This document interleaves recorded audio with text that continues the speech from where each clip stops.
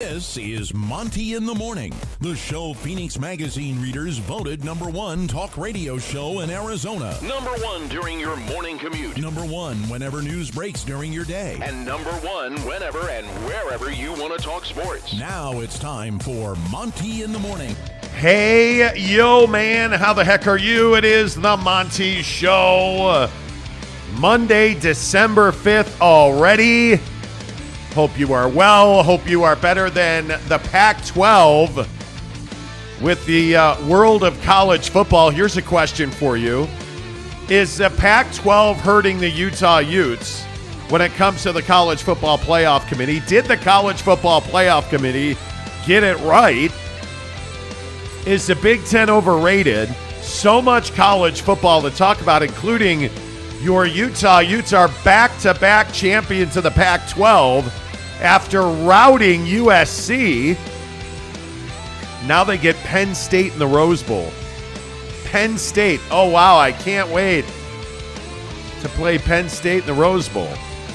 I don't know, maybe I undervalue Penn State. Kelly Papinga is reportedly leaving Boise State to return to Provo at BYU. All kinds of good stuff to talk about. And as always, this show is presented by The Advocates. Make sure you check them out online at theadvocates.com.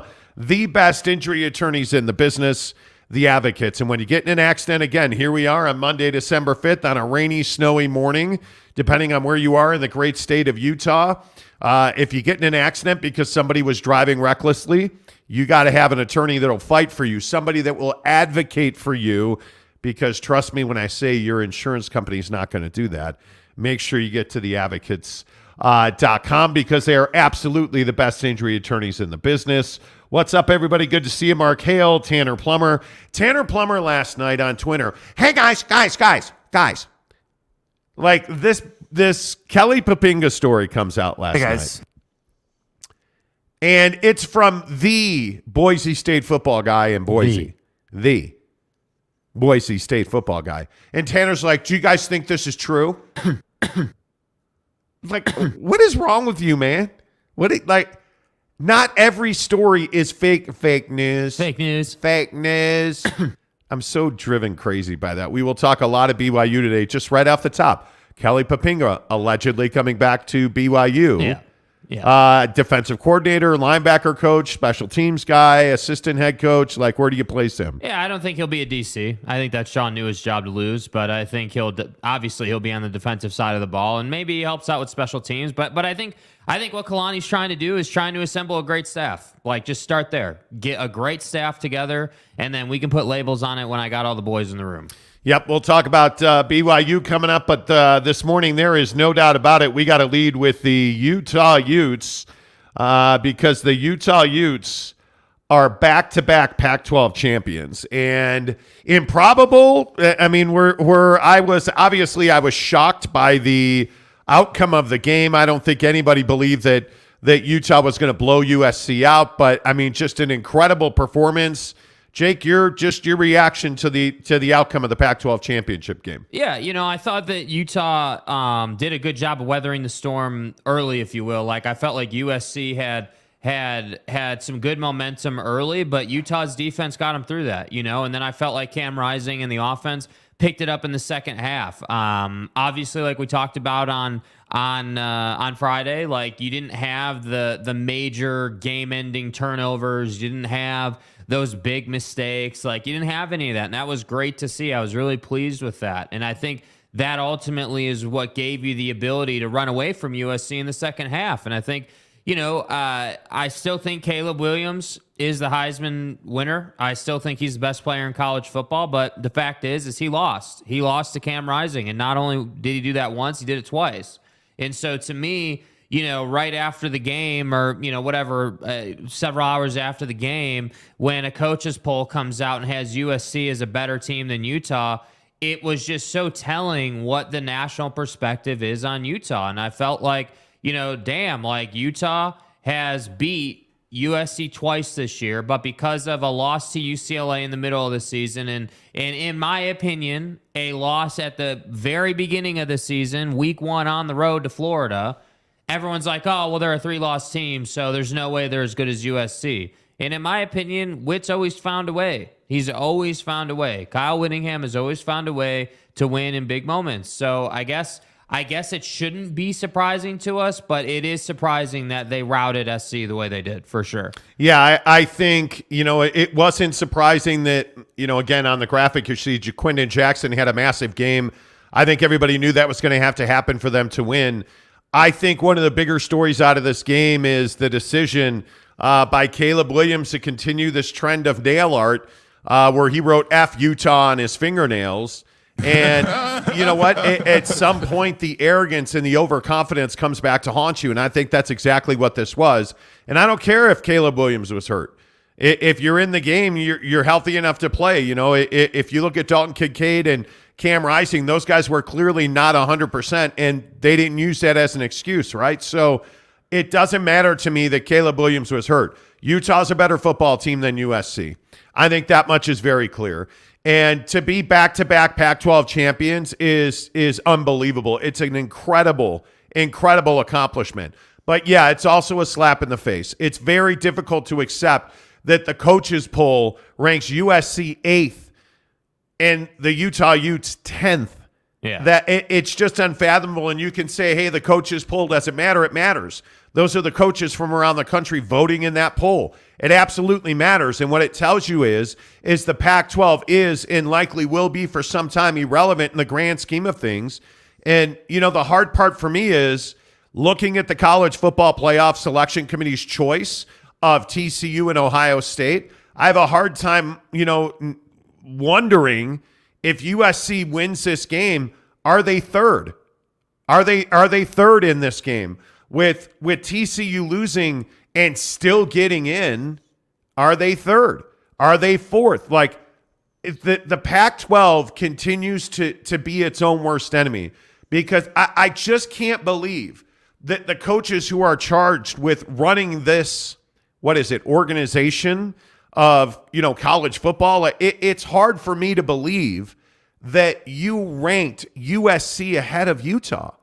And not just by one, but 2 full slots after a decisive victory, a dominant victory by Utah on Friday night. And you still ranked USC, who's, lost twice now to Utah. You still ranked USC ahead of Utah. Jake, it's inexplicable in my mind. Yeah, and I think the correct word is disrespectful. Like, that, I tweeted about that. I saw you were tweeting about it. Like, I think that the general consensus is that is just straight up disrespect to Kyle Whittingham and the Utah Utes. And unfortunately, I think, so you have levels to this conversation of, is the Pac-12 getting ignored? Number one, the Pac-12 as a conference, I think, largely gets ignored. That's a whole conversation unto its own that we're going to have. But below that, do the Utah Utes get ignored? Do they get disrespected? Do they just flat out get blanked, if you will? And the answer is yes. I think the Utah Utes could be a 1-loss team, and they would have a tough time getting into the college football playoff. They would have still made it probably, but I think it would have been difficult. I think there would have been hesitation. And the reason for that is because nobody watches Utah Utes football. If you follow the Super West on Twitter, they put out every single week for the season national TV viewership numbers. It's not the Utah Utes leading the Pac-12 in viewership. It's not USC. You know who it is? It's the Oregon Ducks every single week. And the Oregon Ducks not only lead the Pac-12, they lead the country. So to me, people know Oregon. They definitely know USC. And then I think most people nationally know that the Utes can play some football, but don't believe that they're, Ohio State good. They don't believe that they could get on the same field as TCU and stand a chance. And I just think they can. I think they've proved that. Again, what more disrespect do you need than the coaches saying, hey, USC is still better than the team that gave them their only 2 losses of the season? That's what's incredible to me. So, yeah, I do think that Utah gets ignored and gets disrespected. And, yeah, I do think that the way the Pac-12 has gone about it, the what Kyle Whittingham has had to deal with, and frankly, the resources that he allegedly doesn't have, according to him, if you remember earlier in the season, to go out and recruit and go out and get guys. All of that stuff contributes to this conversation that we're having to have today. Yeah, I don't. I thought about that. I thought about Whit when Deion Sanders, and we'll play that video coming up of Deion talking to the football team at Colorado, where he talks about how he's not coming alone. He's bringing his luggage, and it's Louis Vuitton is what he meant. And that, he's going to bring his son, who's going to be the starting quarterback in the transfer portal. And he says to his players, hey, if you don't like it, get in the transfer portal. We got some positions taken care of. It's remarkable to me the way that the transfer portal has changed the game of college football. And you know what? I think in our state, we're very fortunate that we've had a lot of stability at quarterback over the last 3 to 5 years, especially at BYU. But all of that's up in the air now. Like, we don't know what Cam's doing. We don't know what Jaron Hall's doing. We don't know. We do know that BYU is going to have to get in the portal and Utah is going to have to get in the portal. But the bottom line is, it's remarkable to me that people don't know how good Utah football is. Mm-hmm. That's stunning to me. You're back-to-back Pac-12 champions, yet you're behind USC. It's unfathomable.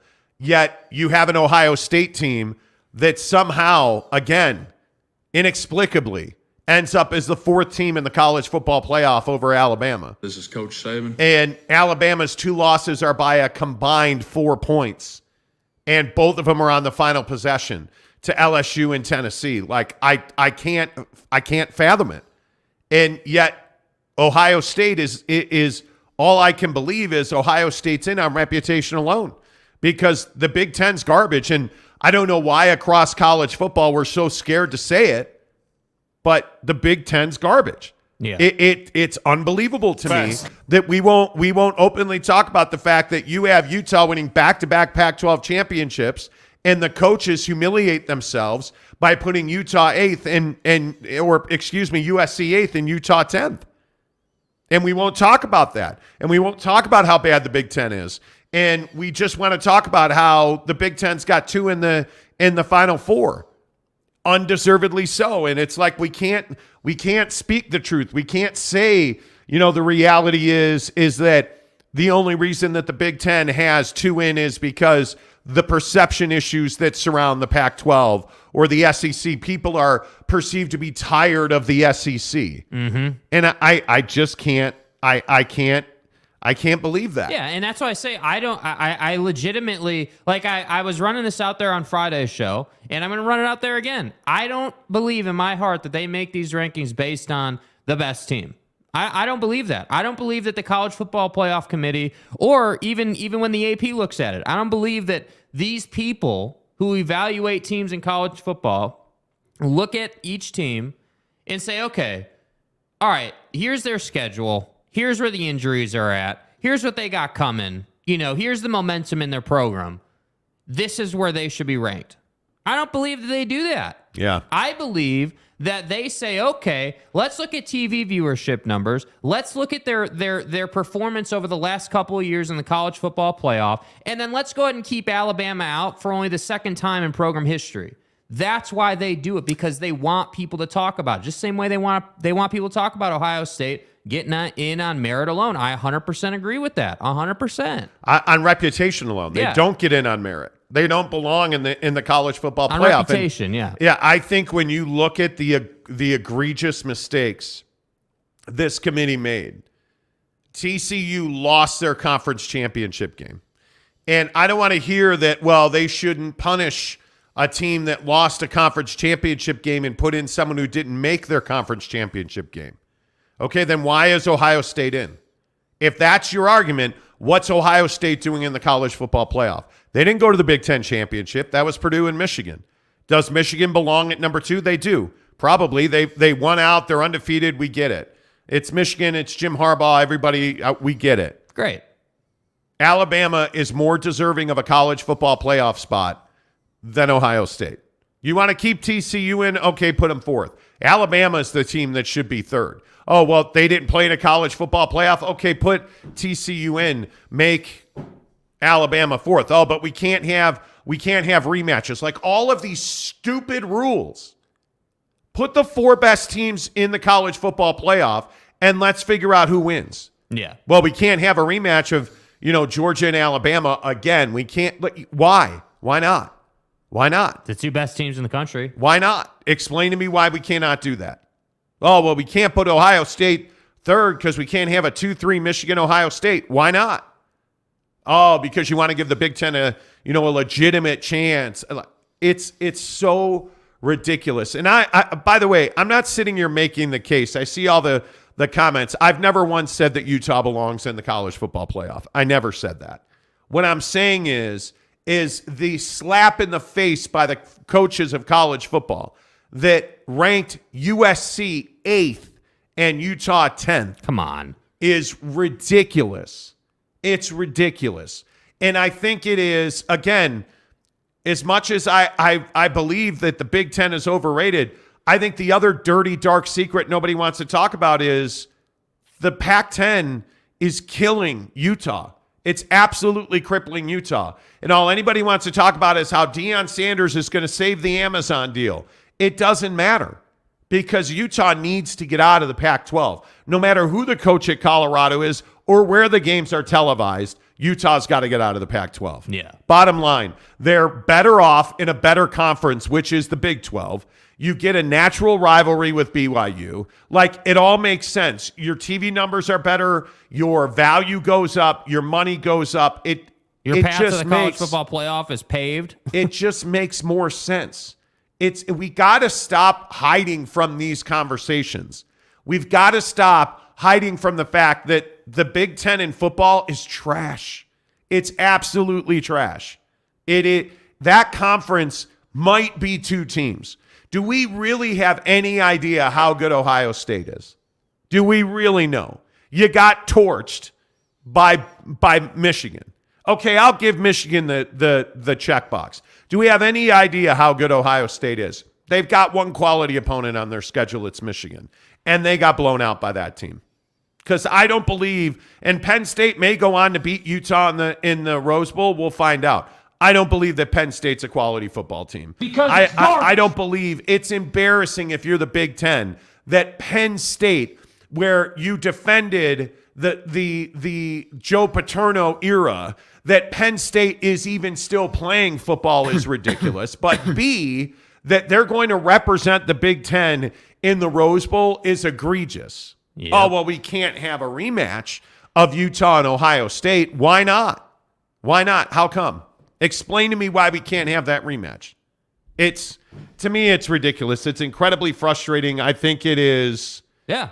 I mean, I think that if you're any kind of college football fan, you should understand very clearly that this isn't really a Utah conversation. Utah is just sort of the victim in this conversation. This is a conversation about how the college football playoff is put together and really what you have to do to have success at the highest level in this sport. Because again, I just, and we've had epic debates on this show about hey, I remember one of our biggest debates on the show was Lincoln Riley when it was announced he was going to SC and how long it would take them to get to the college football playoff. And damn, if you weren't right, they were on the precipice of going to the college football playoff in year 1. And that's incredible to me. But because Utah is such a good football program, that's not happening. And now the Pac-12, once again, is not getting any representation. And that's just how it works. And that's a really frustrating reality for a lot of these Pac-12 teams. Yep, totally agree. What's up, Gage Carter? He says, morning, guys. I hope we see duck season today. Probably not, because now he owes us money. No, you won't. Edgar Garcia says, morning, players. Eric and Raleigh, a better question is this. Is the College Football Playoff Committee rewarding TCU even though it's going to drag down the ratings? I think TCU gets smoked by Michigan. I think Michigan is a deep quality football program. And I think that they are better than TCU. How many people are going to watch that game? Mm-hmm. That's a huge question. Well, and I think the point you were making about how the College Football Playoff Committee, the appearance, again, speculation, don't have evidence or proof, but the appearance is that you're just simply trying to pave the way for the Big Ten to get to the national championship game. That's what it feels like. That's what it feels like. Like, hey, like to the commenter's point, hey, TCU loses, yet they're still in, and you want to try and sell us a package on how this is some Cinderella story in college football. No, it's not anything to do with TCU, with all due respect to that university. It has everything to do with Michigan and Ohio State having the absolute best opportunities to get to that game against who we all know is going to be Georgia. Well, and I love the argument where people are like, oh, hey, well, Alabama's a 2-loss team. I don't care. Are they one of the 4 best teams in the country or not? Are they or are they not? I think it's awfully difficult when you look at TCU's resume not to have TCU in. I'm fine with TCU. Really good wins against really good opponents. They lost a shootout in the conference championship game. Okay, great. Explain to me how Ohio State is in and Alabama's out. That's the one you need to explain. Yeah. Because, again, when you lose on the final play of 2 games by a total of 4 points to 2 of the best teams in the country, to LSU, who played for the SEC championship and not well, and to Tennessee, who, if their quarterback doesn't get hurt, is probably in and Ohio State's out, it's awfully difficult to make the argument that Alabama doesn't have the resume to be in. And why can't we say that? It just is crazy to me. Why can't we say that Alabama's 10-2 is just as difficult and as accomplished as Ohio State's 11-1? Because you know why we can't say that? Because it's a lie. What Ohio State did, with all due respect, is not impressive in the Big Ten. Yeah. Why can't we? Yeah. It is galling to me that nobody wants to talk about the fact that flipping Purdue played for the Big Ten championship. Purdue. I thought you said Purdue. And again, come on. I am happy to go back. I am happy to go back and tell you that I just don't get it. I guess I'm just up in the night. When I look at these rankings and I say to myself, hey, how are we justifying Ohio State? 11-1, it's Ohio State. Right.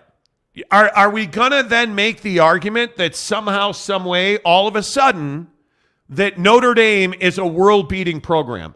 Because that's the only thing that makes sense. And by the way, Notre Dame finished 8-4, 21st in the rankings. They are 21st in the college football playoff rankings, 19th in the AP poll. Yeah. And now all of a sudden, that's a win that Ohio State should hang its hat on. That's the justification. Drew Pine, the quarterback at Notre Dame, in the transfer portal. Not a good team this year. They're 21st in the college football ranking. Yet you're putting them in, Ohio State, over Alabama, whose 2 losses are to Tennessee, who finished 6th, and LSU, who finished 17th. Yeah. So, again, justify Ohio State's place in the college football playoff. Because other than Notre Dame, they don't have a quality win on their schedule. They don't. And if you want to get into Ohio State versus Penn State, right? Are you really telling me that Ohio State, their big win then is Penn State? With all due respect. Their big win is Penn State. I'm not buying that. Because then, if you look at Ohio State, that's all they have, because they got blown out by 22 points in the only game of consequence, which was Michigan. It doesn't add up. There's no way to justify Ohio State in over Alabama. There just isn't. And if you look at Alabama's schedule at 10-2, oh, they're a 2-loss team. They have wins at Texas early in the season when Texas was supposedly this great team. Because isn't that the same thing we were doing about Notre Dame at 5? Yes. And by the way, I would remind you that Alabama also has wins at Arkansas on the road. They beat Arkansas handily, right? They beat Texas A&M. They lost 52-49. If we're going to justify a shootout loss to put TCU number 3, they lost to Tennessee 52-49 on the final possession. 52-49. They beat a ranked Mississippi State team. They lose to number 10 at the time, LSU, on the final play of the game. A fluke play where Brian Kelly goes for 2 points instead of going to overtime. Yeah. And you're going to tell me that Ohio State is more deserving when Ohio State doesn't have Arkansas, A&M, Tennessee, Mississippi State, LSU, and Ole Miss. Never mind they beat an 11th-ranked Ole Miss team. Never mind at Ole Miss on the road. That's not a more impressive resume than Ohio State. Oh, but Ohio State didn't lose 2 games because they played the Girl Scouts. My guy, they played the Girl Scouts. Say that, dude. Like it's egregious to me. It is. The system is flawed. The system is flawed, and it's beyond comprehension that Ohio State is in. It's beyond comprehension that you would go anywhere but bbqpitstop.com to make sure that your dad is taken care of on Christmas, or your son or your brother or your mom or your daughter or your sister, because bbqpitstop.com is where we go when we talk college football on this show. Nothing? That's some of your best work. Yeah. That's some of your best work. When you watch Ohio State lose, when you watch the Big Ten crumble in misery and not go to the national championship game, you're going to do that while you're smoking out back on a Traeger. Absolutely right. Make sure you get to bbqpitstop.com. We're just 20 days away from Christmas Day, and you've got time, my friends. You want to get it shipped? Absolutely, you have time. You want to go into any of the barbecue pit stop locations across Utah, from Logan and Layton and Murray and Lehigh and St. George? Absolutely, hook it up. Tell them you heard about it on the Monty Show. Now, it's a given already that Barbecue Pit Stop has the best equipment in the barbecue business, right? Facts. Like Traeger, Yoder, Big Green Egg, Camp Chef, you name it. In equipment, Barbecue Pit Stop, your go-to. You already know that. Local business, entrepreneurs, absolutely support local business this Christmas giving season by going to bbqpitstop.com. But their rubs, and again, I can only say I used Asado seasoning this weekend to make, it goes in anything. You can put it in pasta sauce. You can put it on wings. You can put it on pizza, chicken, pork, steak. It doesn't matter. Asado seasoning is where it's at. Get it right now at bbqpitstop.com. Yeah, you can order online. Did you know that? You can order online. They'll ship directly to your house no matter where you are at bbqpitstop.com. All right, let's get your thoughts in here on the college football playoff. Ohio Hurricane says, preach, brother, the Suckeyes have no business in the college football playoff. Now, I should pay you. Suckeyes. Yeah, I should pay you $5 for coming up with the Suckeyes. That's amazing. That is top quality work. Yes. Right there, my friend. Let's get some of your other comments in here. Lord Radon, good morning. If Utah was a one-loss conference champ, they'd be in, especially this year. Get over your martyrdom complex. And I never made the case that Utah should be in the college football playoff. You're missing the point if you think we're talking about Utah right now. We're not talking about Utah. My gripe about Utah is that the coaches poll ranked USC 8th and Utah 10th.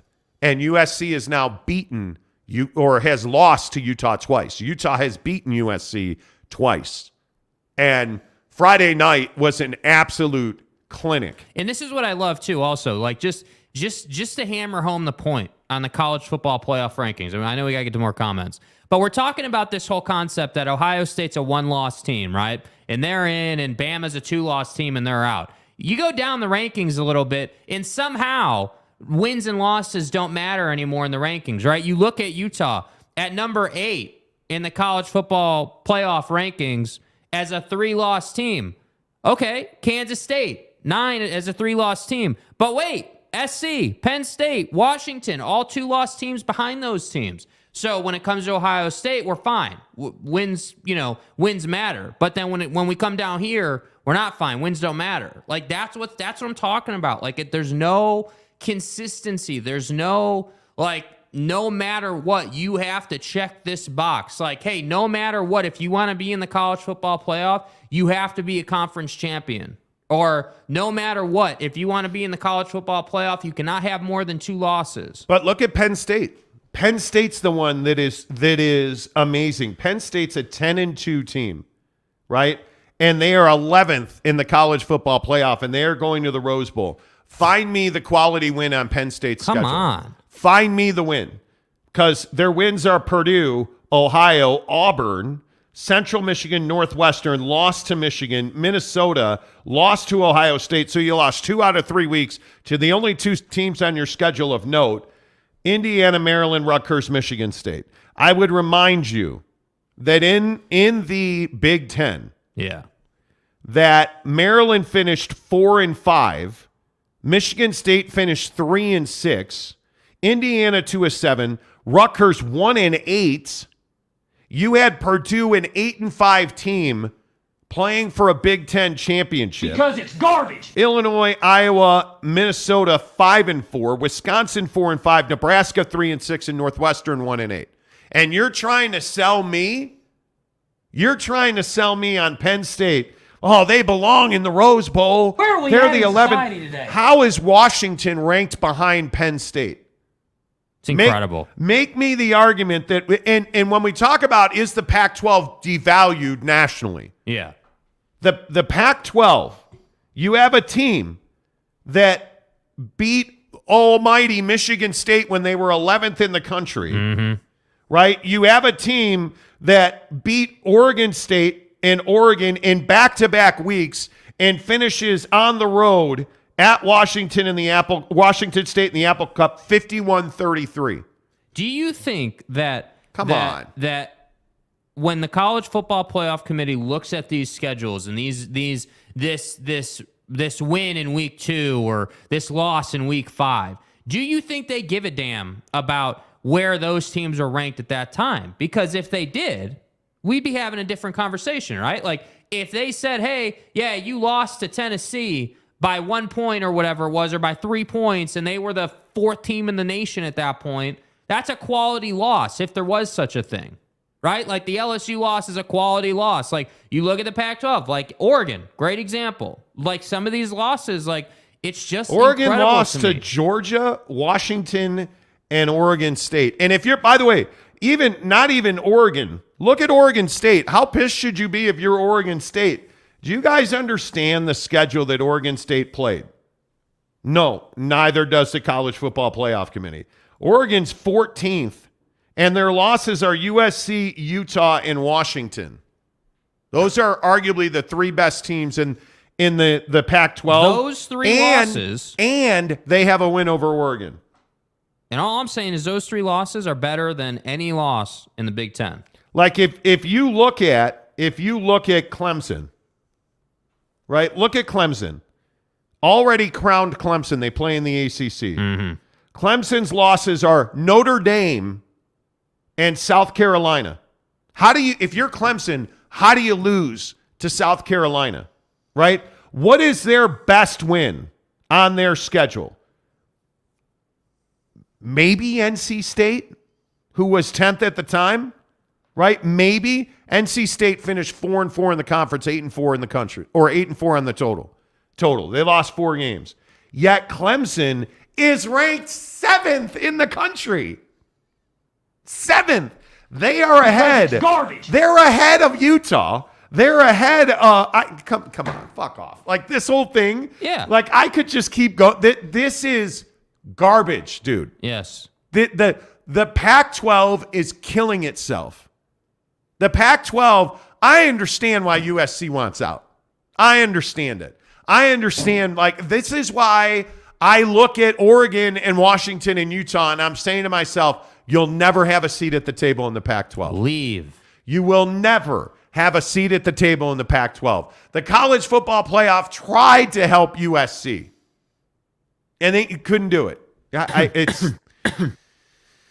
Oh, man. Eric in Raleigh also says Ohio State got boat raced at home by Michigan. Alabama should be in this playoff. They should. Skeet says the Big 12 has 2 teams in the top 20. The Pac-12 has 6 teams in the top 20. The best team in the Big 12 just lost the championship game. Hard to argue with that. You look, again, if you zoom out, that's a great point. You zoom out and you look at it at the conference level, it's even more egregious. I am just... Like, that's what I'm saying. The Pac-12, man. The thing is, I feel like the reputation nationally for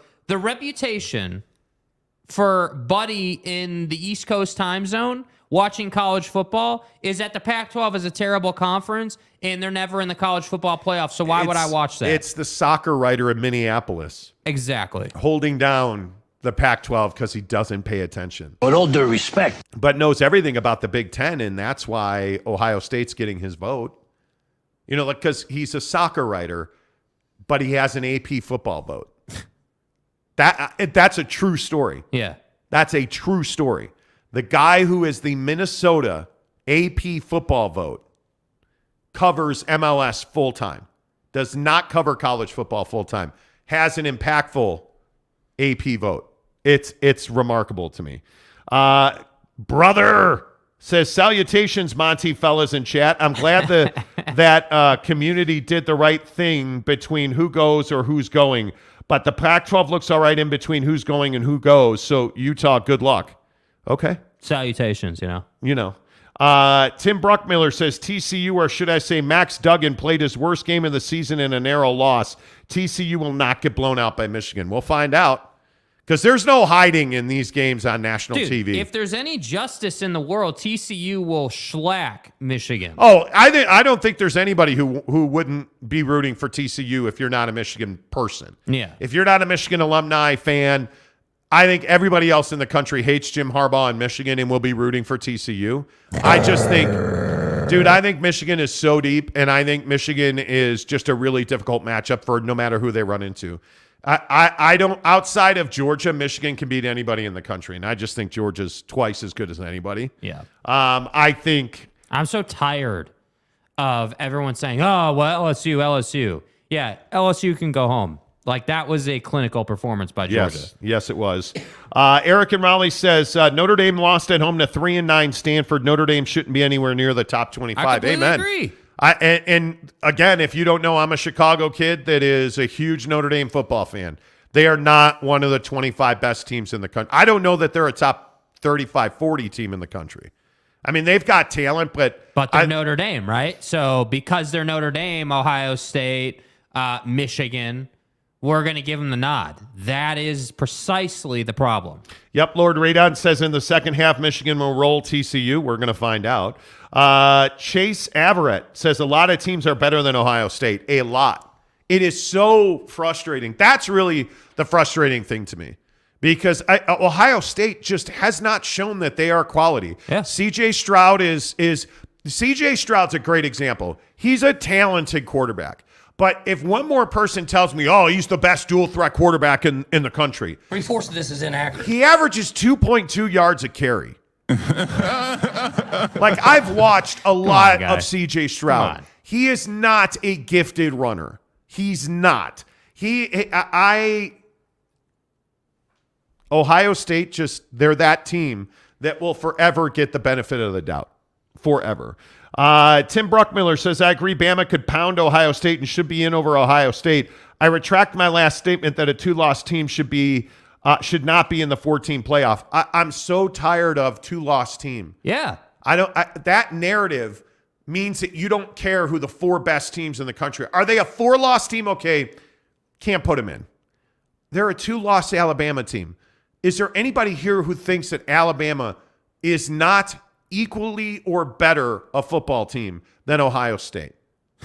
It does not add up in any way, shape, or form. Yeah. You have, I think, the best, most well-prepared pro quarterback prospect in Bryce Young, a true dual threat, who is battle-tested and showed you game in and game out this year. He's durable because he took savage hits. He went on the road and performed every one of those big moments.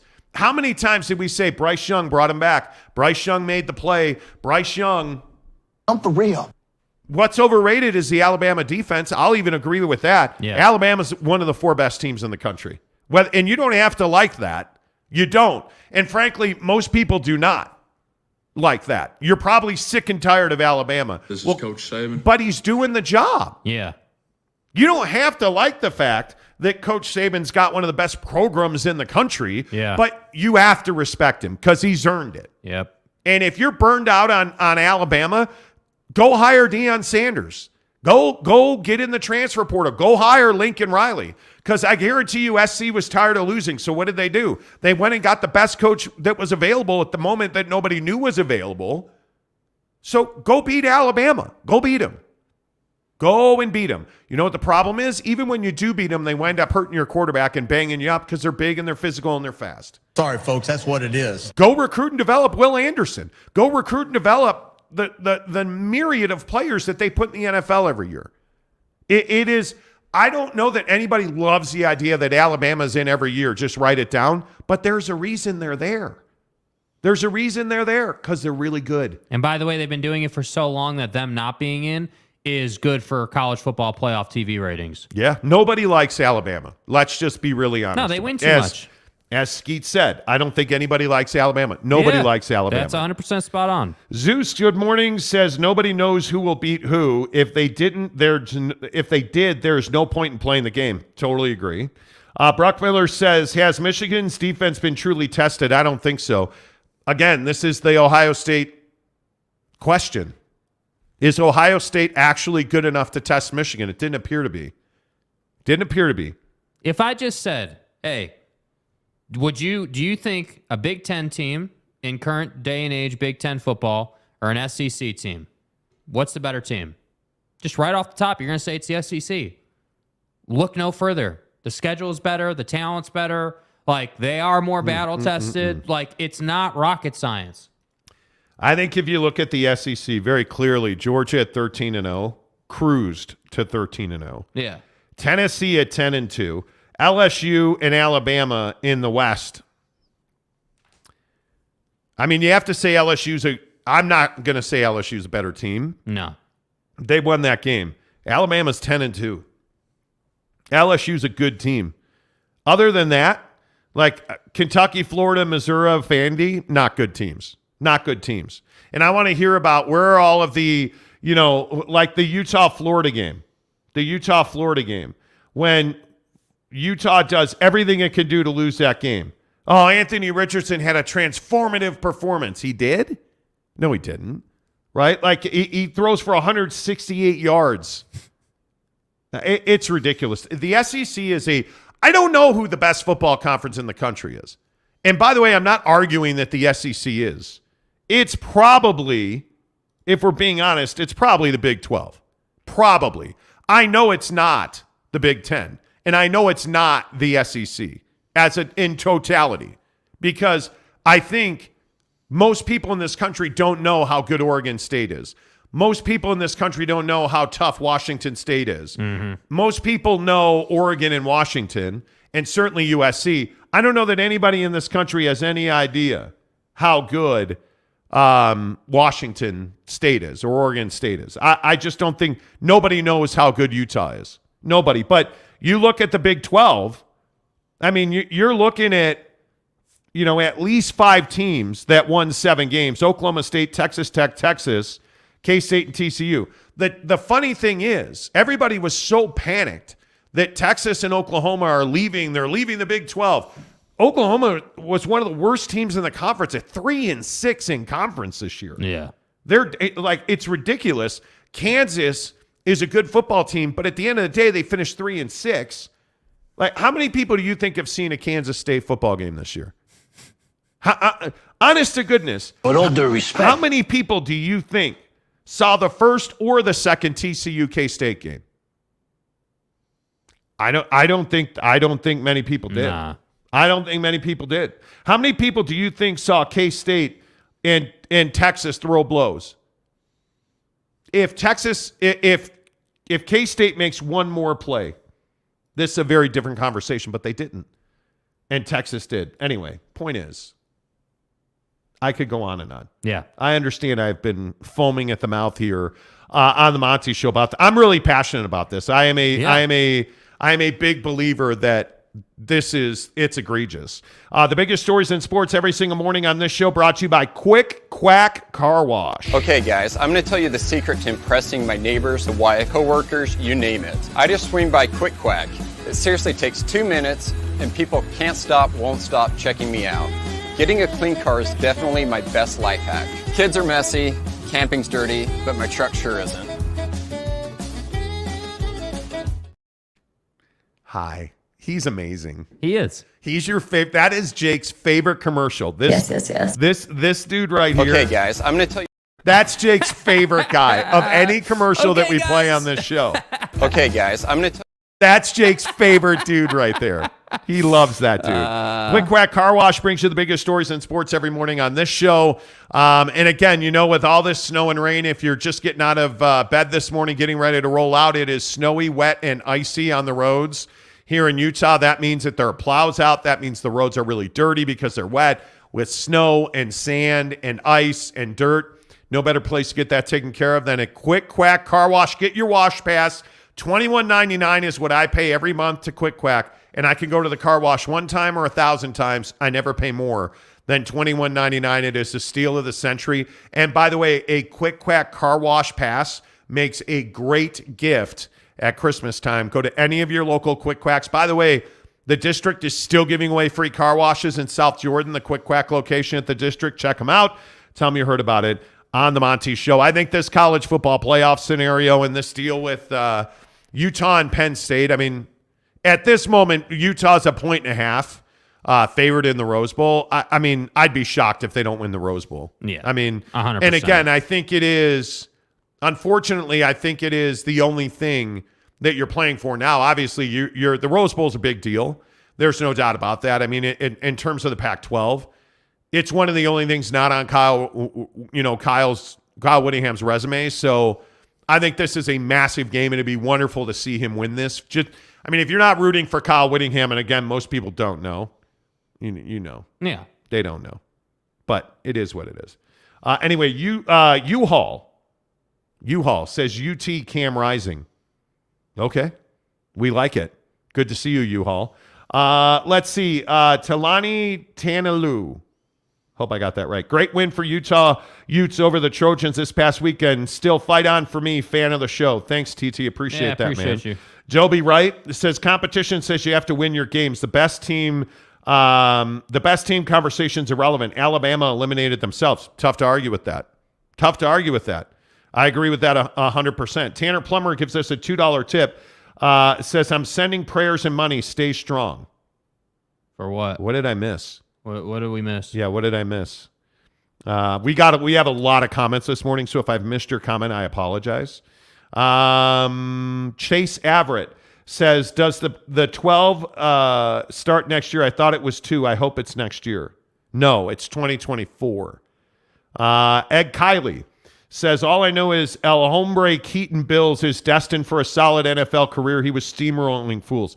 Keaton Bills is a bad SOB. Yes, he is. My God. He is a bad dude. A bad dude. Tyler P. says, well, it's probably all changing next year anyway with 12 teams. I believe that's 2024. Yeah, but again, this conversation's not going anywhere. Like, I hope you guys understand, like, just because it's 4 and then it's going to go to 12, there's still going to be the fringe teams. There's still going to be the teams that get disrespected. And I'm sure the Pac-12 will find a way in when the 12 teams set up. But, like, you get what I'm saying here. Like, you're still going to have this issue at play. Yep. Kyle J says, you mean the Rutgers beat writer that ranked Utah at 18 in the AP poll? It's ridiculous. And this is how we're determining. It's crazy to me. And again, I think largely winning games overcomes all of that. But when we get BYU's schedule here for the Big 12 in a couple of weeks, or it was supposed to be out already, but who knows? They're gonna learn the hard way that getting into the Big 12 is not an easy thing. But BYU is going to beat some teams they shouldn't beat next year or not expected to win. Like Utah had to go through that whole thing. And look how long it's taken Kyle to get to a Rose Bowl championship, to win back-to-back conference titles. Like that's a huge deal. Matt Smith says 12-team playoff starts in 2 years. Thank you. Steve Barnard says, how about the awesome sportsmanship of one Caleb Williams, those nails? Am I the only one who just thinks that's Bush League? Like, that to me is absolutely Bush League. That Caleb Williams, if you didn't see it, and all year he's done it, to be fair. But he wrote the word, F-U-C-K on one hand and Utah on the other hand. So when he was gripping the football, you could read what it said together. It's just Bush League. Illinois gave him a game. Yeah, Illinois plays hard. That's ridiculous. Michigan is one of the most powerful and most likable teams in the country. They're not. If you're a Michigan fan, you like Michigan. I mean, they're undefeated. You have to respect what they've done. But they are not Notre Dame, who I think is a very likable national team. I think mainly because they have a massive fan base, right? Michigan has a massive fan base, but Michigan's not that team where you're like, oh, yeah, who doesn't like Michigan? There aren't many of those left, by the way. Yeah. Mike Maples says, go blue. What's up, Maples? Good to see you. Tyler P. says, Utah almost beat them last year with the running backs playing corner. Yeah, no kidding. Yeah. No kidding. Remember the Rose Bowl? And, oh, man. Chase Everett says, SC is moving to the Big Ten so they can beat up on crap teams like Ohio State. And I just think Lincoln Riley understands the system. Yeah. Lincoln Riley knows how to game the system. Guys like Kyle Whittingham and Nick Saban are old school guys. They don't want to game the system. They want to recruit guys that fit into their program. As Nick Saban always says, he wants to get the right guys on the bus in the right seats. And I think now you're starting to see, you have to use the transfer portal. Yeah. And the funny thing is that you have these players going to their coaches saying, hey, you know what? I've got 15 teams offering me XYZ. Can you beat their offer? Oh, you can? Okay, I'm going to transfer. Right? Like all the BYU fans that are like, oh, God, stop the exodus or whatever the Twitter hashtag was. Do you really think a lot of kids are leaving BYU? What do they have, 4 or 5 or whatever it is? That's not a lot of kids leaving BYU. No. Are you kidding me right now? Yeah, you think that's a lot? Watch what happens in Colorado. Stop. Yeah, I mean, come on. What are we even talking about? Tyler P. says, Alabama better than TCU and Ohio State. I would agree. I don't think I have a real good grip on who TCU is right now. I mean, they're well coached. They're talented. I mean, Duggan's a stud. They're a physical team because they play in the Big 12. But I don't think we know exactly who they are. We're going to find out. I mean, you play Michigan. Good luck. By the way, Georgia gets Ohio State, so we'll see how good Ohio State is or is not. You know.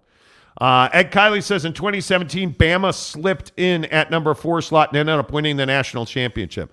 Is there anybody in this room or on this show right now who believes that Ohio State is capable of winning a championship? They're not capable of beating Georgia. I don't think they are. I really, really don't think they are. All right, 10 to the hour every hour, football at 50. We bring you the biggest stories in football. And today I think it's Coach Prime. I want to add this conversation about Deion Sanders. Yeah. Just right from the jump here on Football at 50, presented by Papa Murphy's Pizza. Make sure you use the promo code Monty25 to get 25% off your purchase of $25 or more at Papa Murphy's Pizza. Is Deion Sanders the cure for what ails Colorado? Is this the Lincoln Riley conversation? We knew when Lincoln Riley took the job at SC, they were going to compete for a Pac-12 championship right now. Is Deion Sanders going to bring Colorado from the bottom to the top right now? Somehow I don't see that happening. And I have a lot of respect for what Coach Prime's done at Jackson State. I love the fact that he took the job, but he's not going to bail on that team. They're going to, he's going to go and play their bowl game and try to win. I love that. But you can't tell me that Deion Sanders isn't going to go full Urban Meyer and whack the bottom 25% or probably bottom 35, 40% of that Colorado roster. He's going to bring in a bunch of dudes in the transfer portal, including his son, to be the starting quarterback.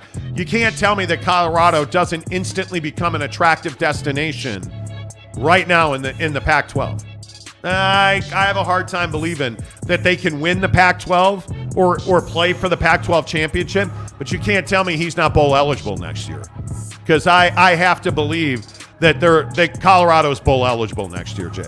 Yeah, 100%. And I think that, this hire and this whole situation, I think Prime's going to get one chance. You're going to get one chance to prove what you can do in this program. And I think that he is going to have to use the portal, and they are going to have to go out and win games. Because I got news for you, Prime. If you win 2 games in your first season, it's over. You'll still be the coach, but you're not going to get respected. You're not going to have the sales pitch of we were 15-0 at Jackson State or whatever the hell they were, right? You don't. Once you have that one bad season right out the gate, that changes everything reputationally speaking. So that's what I'm saying. This first season, you are going to see an exodus at Colorado, and you are going to see him bring in a ton of people. There's no question about it. Yep, here's Coach Prime talking to his Buffaloes. Bro. The more of you jump in, the more room I have because we bring in kids. So go ahead and jump in the portal. Do what you're going to get. I love that. I love the swagger. I love the attitude because, frankly, that hasn't been in Boulder in a long time. And I agree with him. This program's been a disappointment for probably 10 years. The Philip Lindsay teams were probably the best teams they've had in recent memory. Yep. Dude, if you're not excited for Coach Prime to be in the Pac-12, you're not a football fan. But I'm not saying he's got to win the Pac-12 year one, but you have to be bowl eligible year one. I don't think it's about wins and losses. You have to be a better football team. I mean, exponentially, visibly a better football team right now than you were at any point in this past season. Yeah. And I think they're absolutely going to be because he is a good football coach. Yeah. There is no doubt about that. He has, and the thing that I love about Prime is he has cameras with him all the time in every room that he is in. There is somebody there filming what he's saying and what he's doing. One, it protects him, and I love that. Two, it shows you what he's doing and what he's saying. And they're winning on the field at Jackson State, which they haven't done. He's the difference there. Can he do that in the Pac-12? Why wouldn't he be able to do that? Yeah. Why wouldn't he be able to do that? I think he is. I think the only difference is just talent level. Obviously, you're jumping to a P5, and that's great. I love that, and I don't doubt his ability. It's just like when you go up against the SCs and the Oregons and the Utahs, that's a little different than what you were facing at Jackson State. That said, I still think that he can be really successful. Yeah, I am super stoked about it. I love it. Does he impact the Big 12 TV deal or the Pac-12 TV deal with Amazon? I don't think he does. Not right out of the gate. If it was a year from now, I'd say, yeah, he probably does. I don't think Deion Sanders has reach or impact on the current TV negotiations. I think the only impact he could have is in a bigger picture. Like, so if you think about how improved the Pac-12 is, like now that SC is better, Utah's good, Oregon's good, Oregon State is good, Penix is coming back to Washington. Which is shocking. Yeah, shocking. He would have been a first-round pick. Shocking, yes, but really good for the Pac-12 in terms of TV deals. But what does the Penix return tell you? Kids are making money, and they're going to stay in school. Yeah. They're going to stay longer, man. That's what that says to me, which is good for the TV deal. Yeah, so if Prime can do the yeoman's work at Colorado, if Lincoln Riley can get to the college football playoff next year, and then you have these other schools, the Washington, Oregon, Utah, Oregon State even, like the Pac-12 is slowly but surely getting some more value. So yeah, I think in that sense, Prime can help them. Yeah, I think Prime will help them, and I think Prime will help them, do a lot of things, including ordering their Papa Murphy's pizza. Papa Murphy's presents How to Change the Way You Pizza. Step 1, carefully knead dough. Step 2, artfully spread sauce. Step 3, add fresh mozzarella and assemble toppings.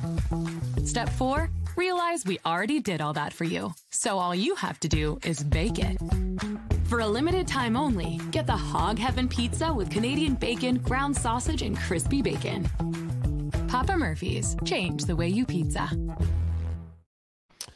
Make sure you use the promo code Monty25 to get 25% off your purchase of $25 or more at Papa Murphy's Pizza.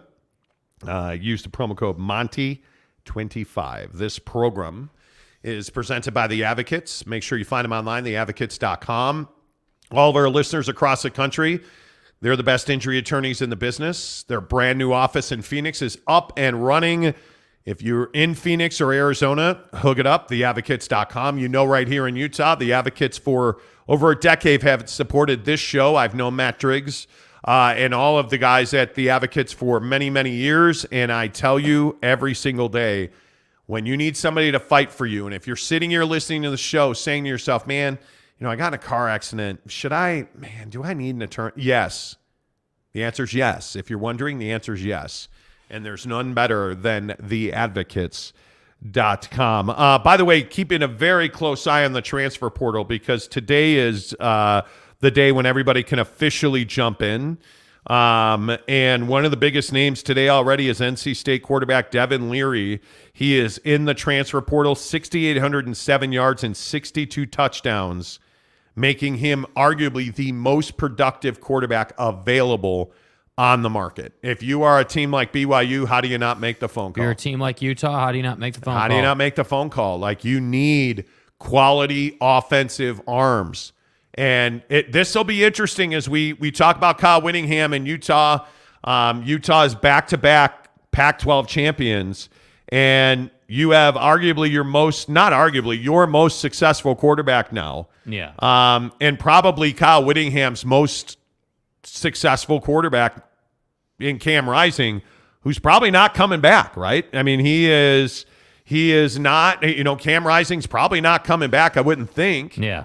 You need somebody to step in and replace him and be a better version of Cam Rising. That's the bar now. Are you better than Cam Rising? Because Cam's been really good for this team. But what you're seeing is that Kyle Whittingham's got athletes on this club, but you've got to be better than Devon Vele with all due respect. You've got to be better than Solomon Enos with all due respect. Yep. How are you going to replace Brant Keithy and Dalton Kincaid? I don't know either. Utah is a team that needs to be very carefully monitoring the transfer portal. BYU is a team that needs to be very carefully monitoring the transfer portal because now maybe the transfer portal slows the curve on BYU's growth into a Big 12 contender. If you can really win in the transfer portal, maybe that's how you shorten the curve. By the way, reports out of Boise last night say that Kelly Papinga has resigned his position at Boise State. Yeah. And he is coming to Provo to be one of the new defensive coaches for Kalani Sitake. Yep. That's a big story this morning. Like, there's a lot going on. Today is a college football news day. It is going to be heavy in news. I would suspect that if Sean Nua is the next defensive coordinator, you remember during the show on Friday, we were getting texts and information. People were telling us, hey, Sean Nua has agreed in principle to become the new defensive coordinator at BYU and needs to wait until, the season comes to an end for USC. Well, guess what? Pretty much the season came to an end on Friday night in Vegas for USC as they lost the Pac-12 championship game to Utah. Yeah. I would expect to get some traction the next day. Today or tomorrow, I would expect to hear an announcement because I don't think Kelly Papinga is a defensive coordinator. From what I understand, he is going to be, really an important mentor, leader, co-coach with Kalani Sitake because, to dip the toe into the BYU water, a lot of people question some of the decisions in game and in preparation for games that Kalani Sitake made. And bringing in a veteran guy who's seen and done a lot of things like Kelly Papinga, that's a big hire. And you bring in a guy like a Sean Nua, who has been a part of some really good programs now, including Michigan and USC, obviously, that's a big hire because you're replacing guys, Elisa Tuiaki, the Ed Lambs of the world. Kelly Papinga's going to step in. You're replacing your linebacker coach. Kelly Papinga can step in. He is an elite linebacker coach. Right? So my guess is that he's going to have his hands on linebackers, and I would guess he's got a lot of experience, Kelly does, with special teams. I mean, special teams were a disaster this year. So it makes a lot of sense to me that you surround a guy like Sean Nua, who is your new defensive coordinator, with coaches like Kalani and Kelly, who can lift him up and rise him up. And obviously, Papinga and Nua have a lot of relational experience together. Mm-hmm. So it'll be interesting to see exactly how this staff comes together. But I think what you said about BYU and what they're trying to do with the defensive coaching staff makes a lot of sense. Yeah, I don't think they're trying to put labels on people. I think they're trying to build the absolute best defensive room that they can build, and then they'll figure it out. Like they'll kind of work together as a team to figure out what the best fit is for everybody. Obviously, it's not rocket science that Newell would be the defensive coordinator, but I think when you start getting into the Papingas of the world and sort of the depth in the coaching staff, that's where I think the improvement in the leaps and bounds and progress can be made because, yeah, great, you replace your defensive coordinator, but your defensive coordinator isn't spending 2 hours a day coaching linebackers on hitting the A gap correctly, So you need better depth that way. So to me, yeah, you're filling out your coaching tree, but I really do think that there's kind of this small shift happening where Kalani just wants the absolute best coaches he can get. And I think any time that you have that mentality, it's like Prime in the transfer portal. Hey, I want to get the absolute best talent in here that I can put on the field. Well, hey, I'm Kalani Sitake. My team wasn't good enough last year, so now I need to go out and find the absolute best guys that I can find to coach this football team, and we'll figure out the labels later. That, to me, is the correct way to go about it. Yeah, and I think there are a lot of names out there. There's a lot of people who believe Jay Hill's going to come and be the defensive coordinator. I don't know why he would leave Weber State to step down from being a head coach to being a defensive coordinator. I don't know that makes a lot of sense. I could see Jay Hill being an assistant head coach and taking a position group, but it doesn't make sense to me that you have a guy in Jay Hill that's going to leave Weber to be a defensive coordinator in the Big 12. That doesn't make a lot of sense to me. I think with the volume of head coaching jobs that are going to open up, I think Jay Hill's a very interesting candidate. And the issue for Jay Hill is, are you at BYU? Are you committing to BYU for 5 years? You're probably not. If let's say Jay Hill comes to BYU and all of a sudden they have one of the top 20 defenses in the country. How long's Jay Hill your defensive coordinator? Probably not a long time. And I think turnover is about the last thing you need a year from now at BYU. Yeah. You need your coaches in place 2, 3, 4, 5 years. And then every year, maybe you lose this guy or that guy, or your wide receiver coach goes to be a quarterback coach. Okay, I totally understand that. But you cannot have consistent turnover on your coaching staff. Yeah. You've got to have stability because that's what wins, especially in today's NIL transfer portal world. You can't have consistent turnover on your staff. But I think with all due respect to Elisa Tuiaki, I think that, I think that he, probably had no business being a defensive coordinator, from being honest. You probably should have been a position group. Tanner says, by the way, it was fair for me to think you guys wouldn't believe the Papinga report because you've consistently criticized every other reporter in sports and you call their stuff fake. That's just not true. That's not true. And I mean, dude, this is what I don't understand about a guy like Tanner. I don't know why you want to pick fights every day. I totally don't. If we're so bad at our job, don't be here. Don't be here, dude. If we just rip every reporter, don't be here. Yeah. You don't have to tweet with us. You don't have to watch the show. We tell you to read Tony Jones's material all the time when we talk Jazz. We tell you the good and the bad. I'm not going to sit here and give you a free pass on this one. It's absolutely ridiculous for you to say that we rip every reporter, because we don't. We don't. But we're definitely going to rip the soccer reporter, the MLS reporter who has a college football playoff or an AP vote. Yeah, that's an AP vote. That is an absolute travesty and injustice to the sport. Someone who doesn't cover the sport full time has a full-time vote. Yeah, we're going to talk about that, right? Just the same way that I'm going to sit on this show and he's going to sit on this show and repeatedly say there's one guy in this town, with all due respect to everybody else in the clique that covers the Jazz, that you should be reading, and that's Tony Jones and nobody else. Yep. You want material on the Jazz, go to Tony Jones. He's excellent at what he does. But as far as the other names, I would not recommend you go to them, with all due respect. They're not bad people. I just don't like what they do. That's all. Totally agree. Steven Smith gives us a $10 tip and says, for USC not making the college football playoff, will it affect the Pac-12 standing as a conference to get a TV deal and convincing other teams to join the Pac-12? I think the biggest thing for USC is they're not going to be in the Pac-12. That's what's going to affect the conference. I think that if you are the Pac-12, you're in no man's land, because you need Southern California. You don't have this UCLA thing that should be ironed out this week. What does Amazon say to the Pac-12? And we reported it last week that the Pac-12 has been leaning on Amazon to be their tier 1 distributor. Yeah. Where their biggest games go on Amazon. The issue for the Pac-12 is they want their biggest games streamed on Amazon and shown on ESPN or Fox Television. And Amazon, that's a deal breaker for them. Why would they do that, right? Why would they pay for that? And as far as ESPN's concerned, ESPN wants all tier 1 and tier 3 rights, which is what they got in the Big 12. Because what is ESPN going to do? They're going to stream your games on the ESPN app, and they're going to broadcast them on ESPN, the family of networks, the ESPN networks, and ABC. So the Pac-12 doesn't want that.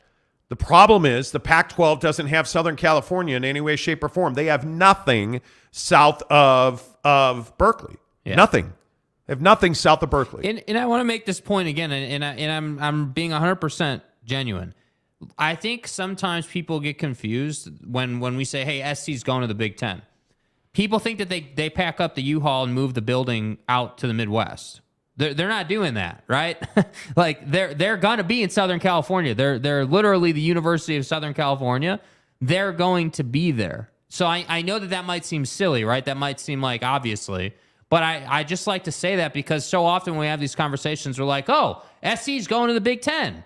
It's like they're getting on a U-Haul truck and they're moving all their stuff to the Big Ten, and that's not what's happening. No. It's just literally repainting the field and distributing the product on TV to fit the Big Ten's setup and model and everything. So that's what I'm saying. Like you look at SC and they're just getting started. This is just the tip of the iceberg. And frankly, when Ohio State loses in the college football playoff, and when Michigan loses inevitably in the college football playoff, they're going to be regretting that big time because SC is going to come in and be a real problem in that conference. You're not going to have a cakewalk to get to where you want to go anymore. And that, to me, is why the SC and Lincoln Riley setup is so powerful, because now you get to come in and essentially be, a bracket buster, if you will. You get to come in and rock the boat in the Big Ten and be that team that the national media is going to cover now. And the Pac-10 is going to have to find a way to deal with that. Yep. Thanks for the $10 tip, Stephen. Appreciate that. Boyd Lake says, so does Jaron stay at BYU? I think he might. I think there's a chance. I don't know why you would, because he would be a top 5 quarterback coming out, especially with Penix staying. I think Jaron Hall loves playing football at BYU, but he's going to get paid. And so I don't know why he'd hang out. And I just don't know why you would stay at a program that's getting all these changes. Well, and you're going to lose a lot of games this coming year. It is a steep hill to get up to speed in the Big 12. Yeah. So for him, he's not going to look as good as he looked this year at times. Provo Cougar fan says, can a portal player hire an agent? Any player can hire an agent. With NIL, being the way that it is, most guys have agent relationships already. Yeah. Harris LaChance told us he has an agent and he's going to the draft. That process is completely different now. Because you used to not be able to hire an agent because of amateur status. Now that doesn't play a role anymore. There's no such thing as that. And the portal is very interesting. All it is a line of communication. It allows people to talk to other people. That's all it is. It allows universities to talk to players, coaches to talk to players, and facilitate that move. And unfortunately, I think what most people forget is it's a negotiation piece. Yeah. If you're in the portal, DJ Uiagalelei from Clemson got benched and he entered the portal today. Now, granted, he's an overrated guy in my opinion. Yeah. He is a guy that I don't think is a number 1 quarterback at a P5 program. It's just my opinion. But he's going to be able to go out and see what his value is in different parts of the country. And schools will say, hey, we'll give you $30,000 a month in NIL money. We'll do XYZ. That's what the portal's done, and I don't necessarily love it.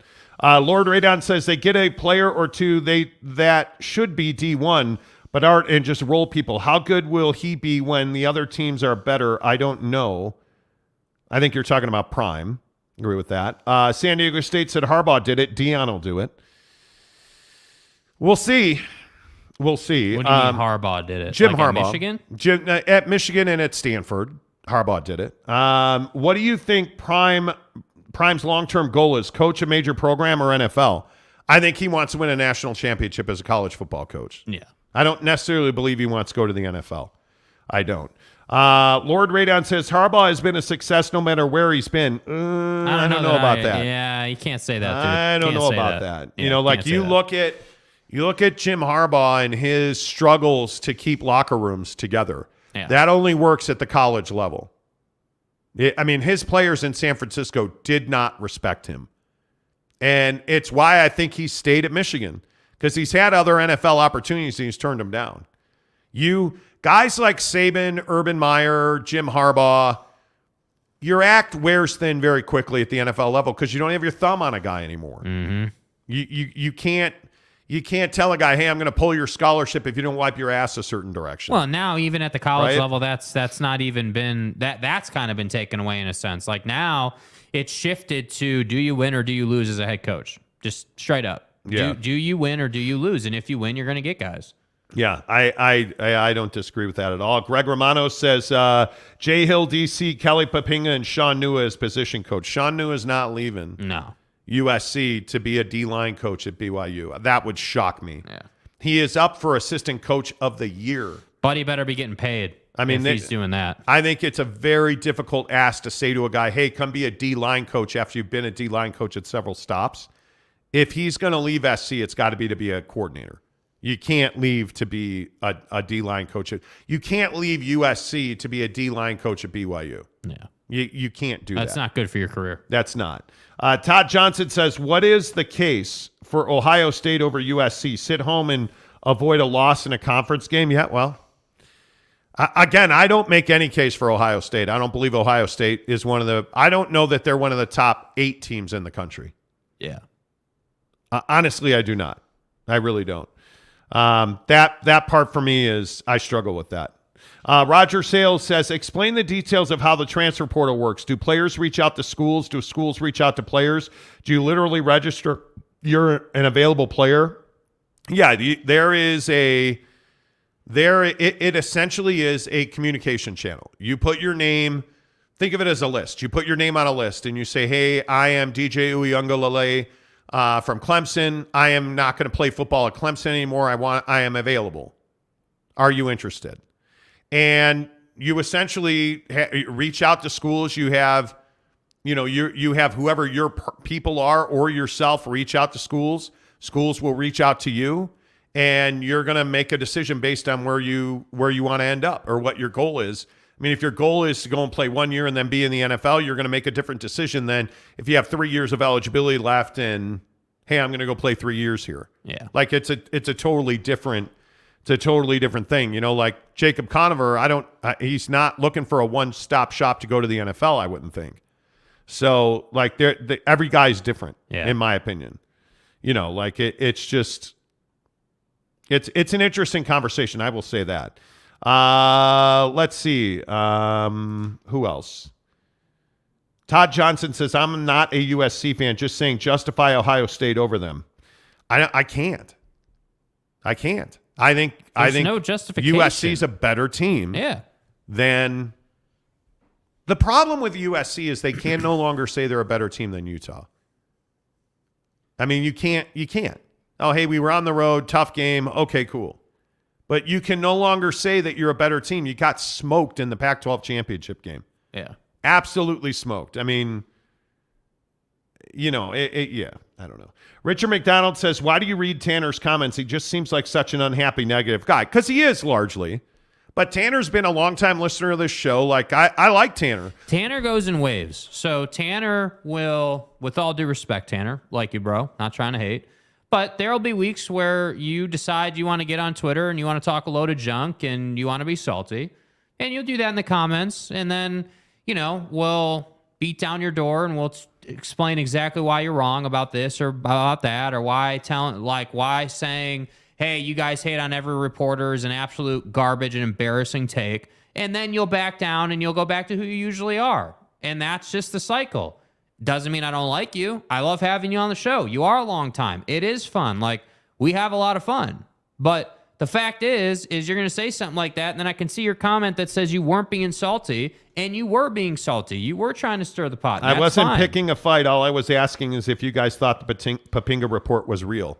The issue with you asking if the Papinga report is real or not is because the issue with that is that report is like, it's no. obvious, What he wants to do is have us say no, it's BS, no, and then he'll go back to that reporter and there's no. Like, why would you even think if you tweeted that at me that I would answer that? You don't roll out a report that says, Hey, it's expected. And I know that guy. I know his work. Yeah. He's not like, it just, Tanner, it's a bad look for you, dude. It's a bad look, dude. And again, I want to be really clear because I don't want this to get misconstrued or there to be confusion or for you to go into the, hey, like, I'm Mr. Negative guy or whatever. Like, we don't dislike you, but the mantra on this show. It's the truth in Salt Lake Sports Talk. So we are going to say when Buddy the soccer writer should have no business having an AP vote, or when a certain beat writer in this town has no idea what he's doing, or when Tony Jones does phenomenal work, or when Rudy Gobert is a French player who's soft and gets in fights that he has no business being in fights on the floor. Did you see what he did? Yes, it's classic Rudy Gobert, but I'm just saying that's the point. So when they signed Rudy Gobert to that long-term extension, and we said on this show that day that was a mistake and you were never going to win a championship, and folks like Tanner and everyone else were saying we were idiots, and then they all came back around, like, that's what happens. That's sports talk. So that's what I'm saying. Like, you were being salty, and I would actually prefer if you just embraced it. It's fine. Like, it's fine. Like, the dude's name in this comment section is Salty Drunk for a reason, right? Like, we know what Ruff's official brings to the table. We know what some of these guys bring. Salty Drunk says, go easy on Tanner. By the way, he still has a picture of 4X Gold that he owes us. Which is incredible. Go easy on Tanner, guys. He just woke up to a flat tire on his BMX bike, and his soaking is going through a dry spell. That's what you expect. But you know what you're going to get out of him. That's what you expect. Like, come on. NY Monty fan says, let's hit that like button, folks. Appreciate that. 134 people watching. If everybody gives us a like right now, helps the channel grow. By the way, on our mission to get to 9,000 by the end of the year, which I don't know, it's going to be tight. We're at 8,213 subs on this here YouTube channel. So search Google, just Google search The Monty Show. Please. All of our stuff comes up. We're on audio podcast as well. And if you're listening on audio podcast, Spotify has been phenomenal for us. We really appreciate that. Please do consider giving us a subscribe on YouTube. It really helps our channel grow. This is our main platform for distribution. We absolutely love it. So trying to get to 9,000 by the end of the year. If we do so, we will take you plus one of our subscribers plus one. We'll be going to the Utah Jazz game against Cleveland, and Donovan Mitchell with us. The four of us will go to a game. We'll do it in a black car. Yeah. We'll take you to the game and even buy you any item. You want a sweatshirt or a custom jersey from the team store, we'll hook it up. What now? Let me tell you what now. Just because we're nice guys. Tyler P. says USC needs defense to survive anywhere. Yeah, they just can't cover the middle of the field. It's remarkable. Well, they cover themselves. You know what I mean? They tackle themselves in the middle of the field. So. Yeah. Absolutely. Yeah. Let's see. Brother says, oh, God, Jazz NY changed his name to NY Monty fan. That was like months ago. He had that name before. Yeah. No, that guy, I don't remember how to read his name. Brother? But he's a little bit newer to the show. Yeah. NY Monty fan that's his OG name. Yeah. Yep. I think it's all right. Todd Johnson says USC has never played Kinnick at night. Happy Valley, Columbus. The Big Ten grind is not easy. I'm not saying it's easy, but there are just not. I mean, if we're naming cities, is Champaign, Illinois somewhere that scares you? Is Bloomington, Indiana somewhere that scares you? West Lafayette? Like, you're not worried about going to Rutgers other than it's in the middle of nowhere on a long flight. Like, there's nowhere outside of the shoe and the big house, and the shoe has not been a home field advantage of late. Is there anywhere that really scares you in the Big Ten? No. There's not. No. There's not at all. It's not Corvallis, not at all. bro. Sean Mirzinski says, I'm honestly shocked that Deion chased Colorado over a team like Cincinnati. Same. I'm actually not shocked. I think Cincinnati's got a hill to climb in the Big 12. If you're Deion Sanders and you're looking to win right now, you want to enter the Big 12 and have a fight at Cincinnati?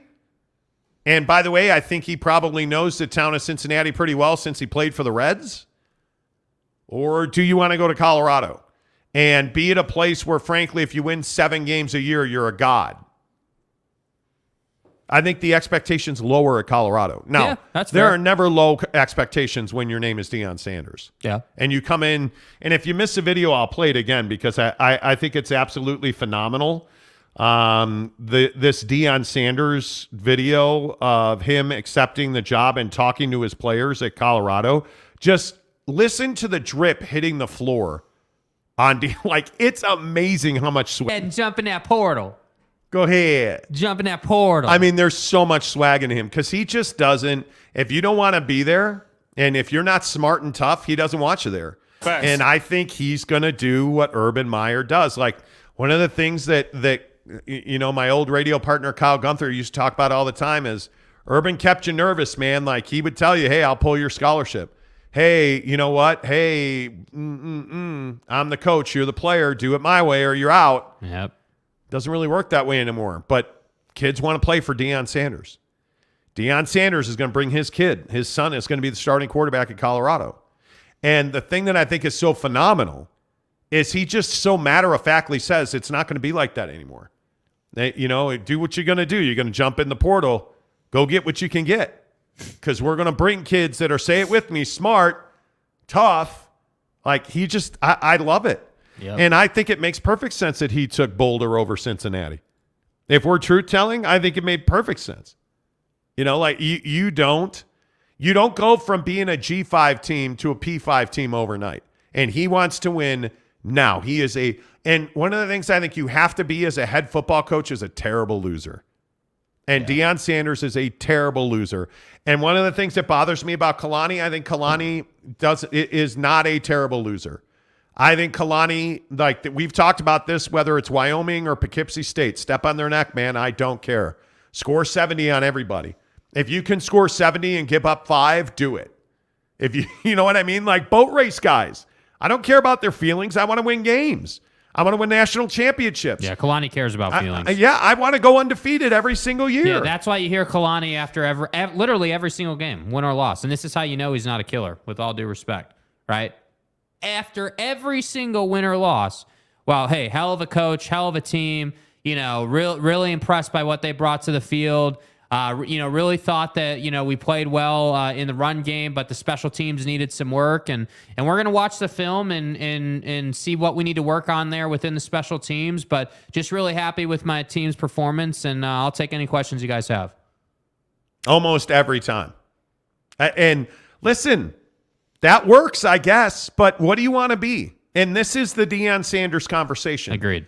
Do you want to be an elite football team, or do you want to be an average football team that people respect and like?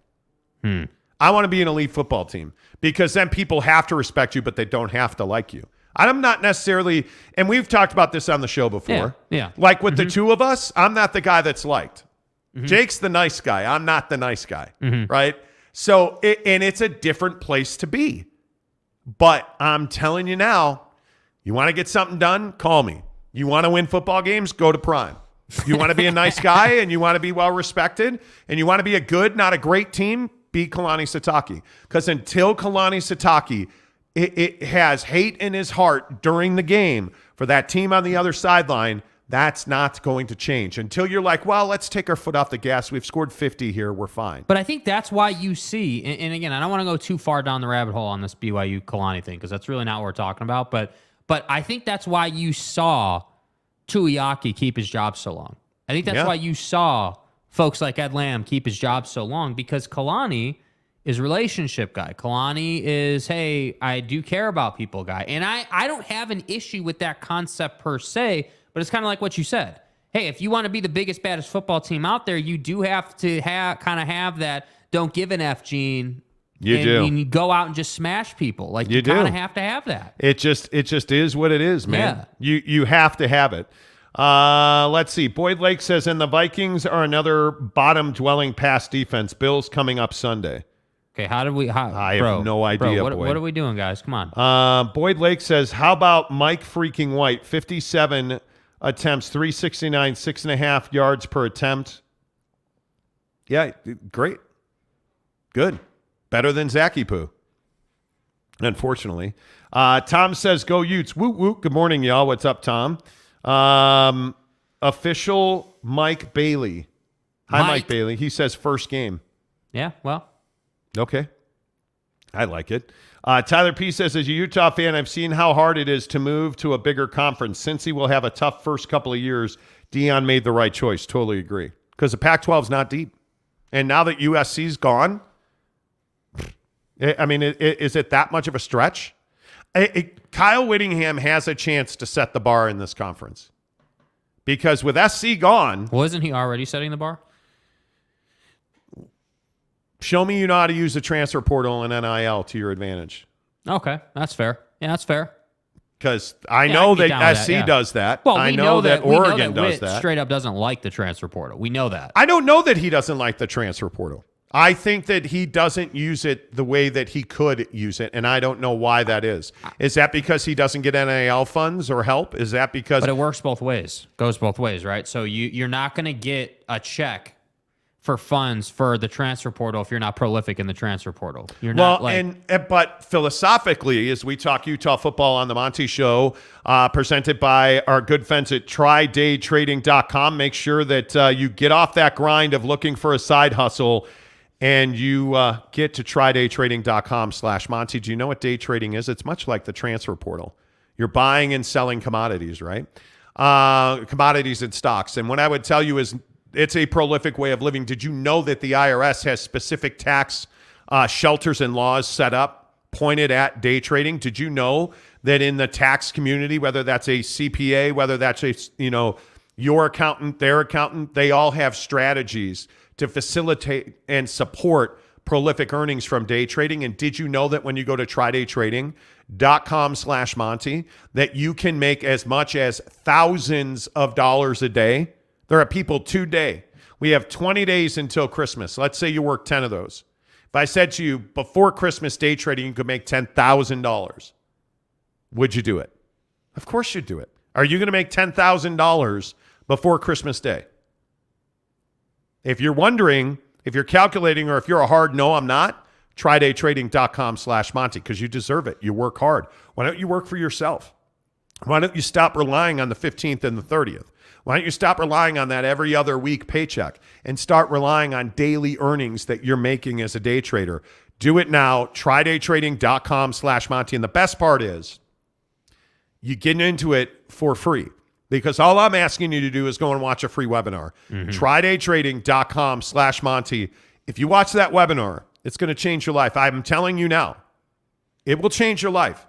I have met a ton of people from this show that have watched that webinar, and then I don't know one who's been like, nah, that's not for me. Nah, I'm not excited about that. Nah, I'm not intrigued by that. Right. Because you watch it and you hear the stories of people that were literally chasing money, that were in financial distress, that talk about, hey, I wanted this, so I got that. I worked my full-time job. I made day trading my side hustle thanks to TryDayTrading.com. And it eventually morphed into my full-time job because I couldn't ignore the money I was making day trading. And now it's all I do full-time.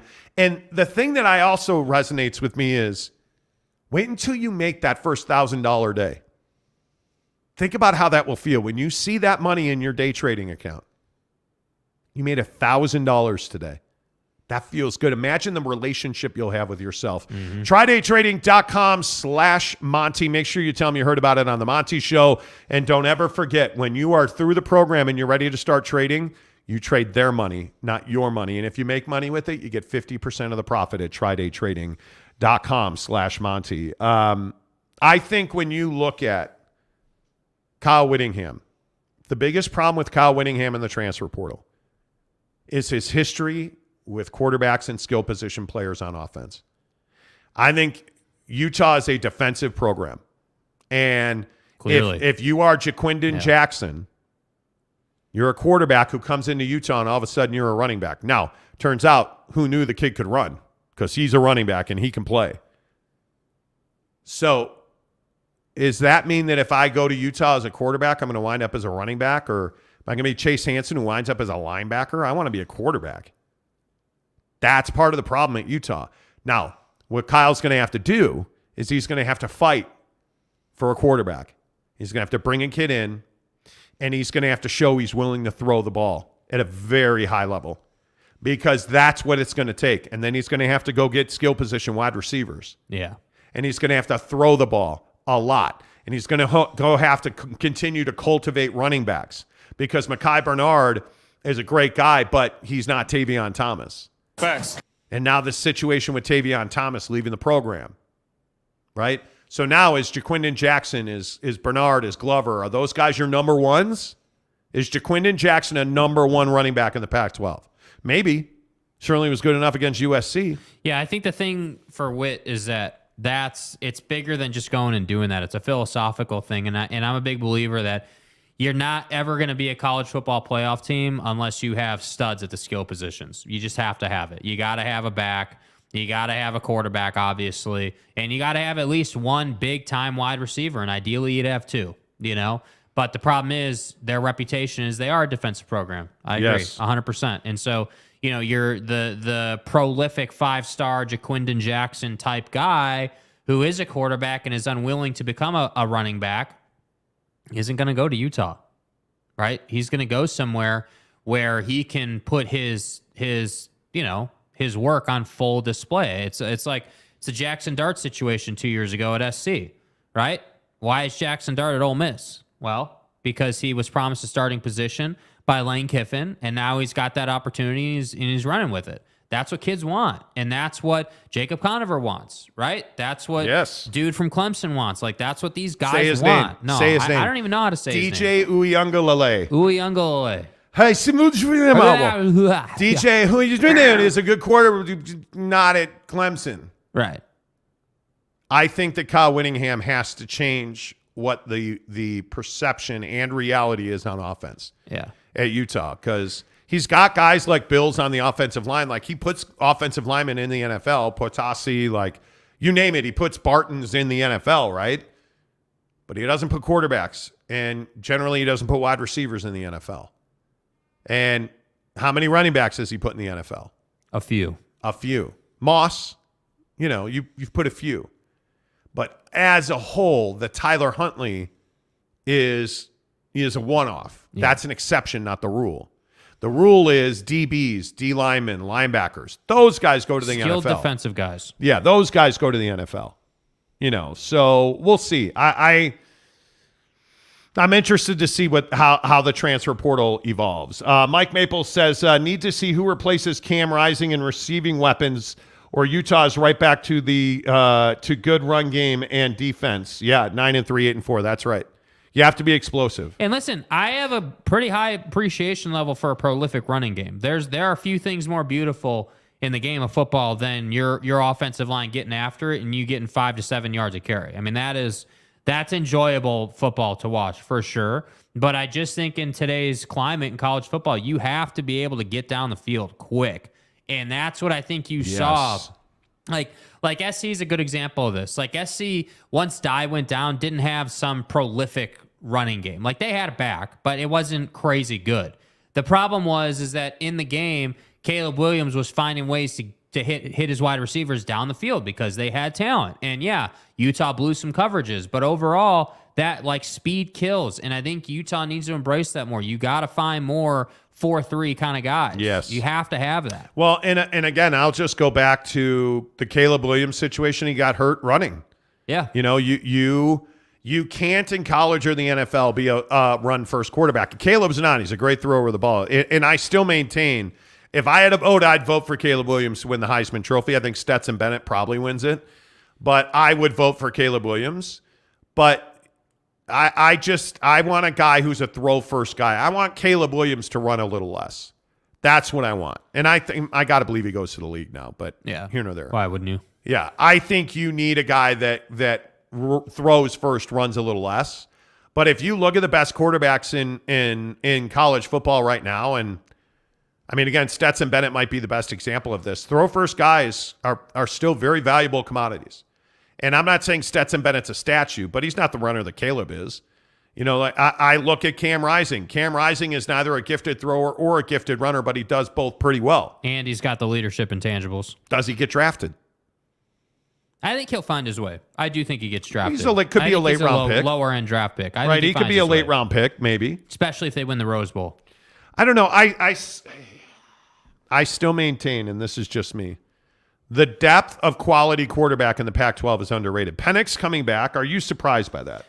A little bit, yeah. But I also think, the point you made earlier about guys getting paid is making it easier to come back. I mean, I think, frankly, I think the late wins in the year, the Oregon win as an example, encourages guys to come back. Like when you can win big games, especially later in the year, if you're a Penix, you're like, yeah, maybe we could contend for a Pac-12 championship. I'm looking, because again, point you made about Prime, same point I'd make about Penix. You're looking at this Pac-10 conference now, and you're saying, okay, SC's gone, UCLA's probably gone. Not that they're really even a threat, honestly. Like they're a good team, but they're not Pac-12 championship caliber good team yet, in my opinion. Yeah. So if I'm a quarterback at Washington, and I'm looking at this, and I'm saying, hey, if I come back, my boys are going to come back most likely, right? Or at least most of them, and maybe we can make a run. That's the reason you would come back. And by the way, yeah, you're getting 5 figures a month in NIL money. Yeah. So the setup is there. It's fine. I think it's a terrible business decision for Penix to come back. Because I think from he'd a have money been. standpoint, yeah. Just as a pro football career, I think he would have been drafted in the first 2 rounds. That's like real money. Yes.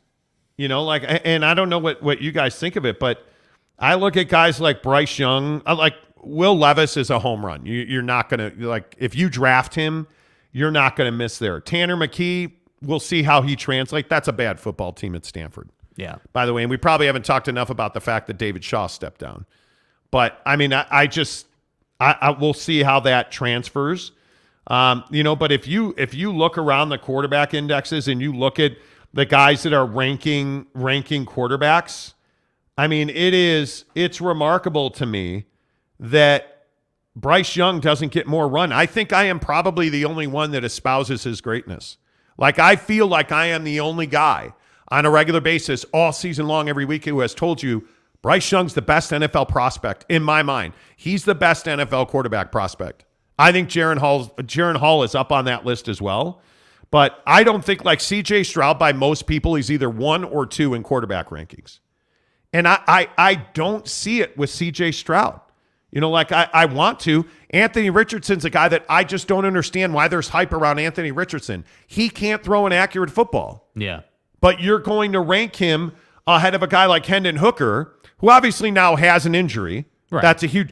But if all things being equal, Hendon Hooker, in my opinion, is 25-30% better than Anthony Richardson is. And wasn't his injury legs? Yes. It was lower body? Yeah, knee, I it's believe. not, he'll be fine. But I look at Penix, I'm looking at the draft wire at USA Today. He's 6th on their list as of the second week of November. Left-handed. I think and that's a big deal. But I think Penix is a guy who'd have been one of the first 5 quarterbacks drafted on the board. Yeah. And you're coming back? And you're coming back. Yeah, I don't know about any of that. K. Nurin says Zach will be back next week with the Jets loss. No, he will not. Zach Wilson will never, in my opinion, unless there's an injury, Zach Wilson will never start another game for the Jets. I don't know why what basis is there to put Zach Wilson back in there? I mean, if you'd like to make that argument. Official Mike Bailey says my daughter won't stop screaming and it's 7. I'm gonna suck at this. I can tell. You're not. You'll be fine. You're gonna make it, dude. You're gonna evolve. It'll be fine. Jeff Johnson says, what's your prediction on the Niners without Jimmy G going forward? Purdy can scramble great, but his pop time isn't quick. You're not replacing Jimmy G for the 49ers, and we've got to stop talking about replacing Jimmy Garoppolo because there's not replacing Jimmy Garoppolo. The problem is you screwed up with Trey Lance. Mm-hmm. You screwed up with Trey Lance. There's no other way to get around that. Purdy is a very similar quarterback to Jimmy G. He just doesn't have the big game experience. So you're going to have to hope that he doesn't make the mistake in the first big game because that defense is legitimately the best defense in the National Football League. That defense is unbelievable in San Francisco. Yeah. It is. Yeah, I think it's going to be very difficult. Who need to see who replaces Camar? Yeah, I read that one already. My bad. Let's see. K. Nurin says, Zach needs to learn under Jimmy G or Tom the GOAT like Steve Young did with Montana. That could be true. But you are in this league, in the National Football League, you are largely defined who you are in your rookie contract. Guys like Mitch Trubisky, guys like Rex Grossman, guys like, Drew Rosen. Kyler Murray. When you struggle as a rookie and you're 2-3 years into your contract and they're not picking up your fifth-year option, Baker Mayfield, they're done with you for a reason.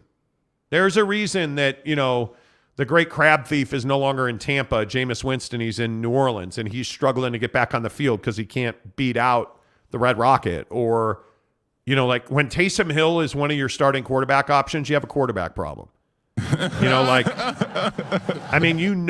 guys are. Yeah. Justin Fields in Chicago. Yep. Again, we know what he is. He's a running back playing quarterback right now. You know who Herbert and Burrow are. It's very difficult to unwind what Zachy Poo's done, if we're being honest. Brent Burnett says Zachy Poo will rise up and play again somewhere else. Jets not likely to play him again. White won't help with the wins. White's playing very well. Yeah. I mean, if a receiver does his job and catches a football yesterday, they may have won that game. So, Yeah. We'll see. Tyler P. says Cam is 6 or 7 rounder this year, at best. He will stay another year and get paid through NIL. But what do you have? I mean, the only way to go now is down. You've won back-to-back Pac-12 championships. You've had great performances against USC. If they win the Rose Bowl, why would he come back? Yeah. It doesn't get better. If they win the Rose Bowl, I think it pushes him out the door. If we're being honest, Good morning, Dallin. He says Cam Rising may get drafted, but I don't think he will do anything substantial in the league. He's a backup. He's a backup quarterback, and there's nothing wrong with that. That's a nice paycheck, right? Good morning, Greg Hawkins. Good to see you. Football at 50 and 60 seconds. Official Mike Bailey says Utah still found a way to be there relevant at the end of the season. Ridiculous that this team didn't collapse. Yep. Ridiculous that they didn't collapse. In my opinion, anyway. I think it's ridiculous. Monty with truth bombs. You screwed up, Trey Lance. Yeah.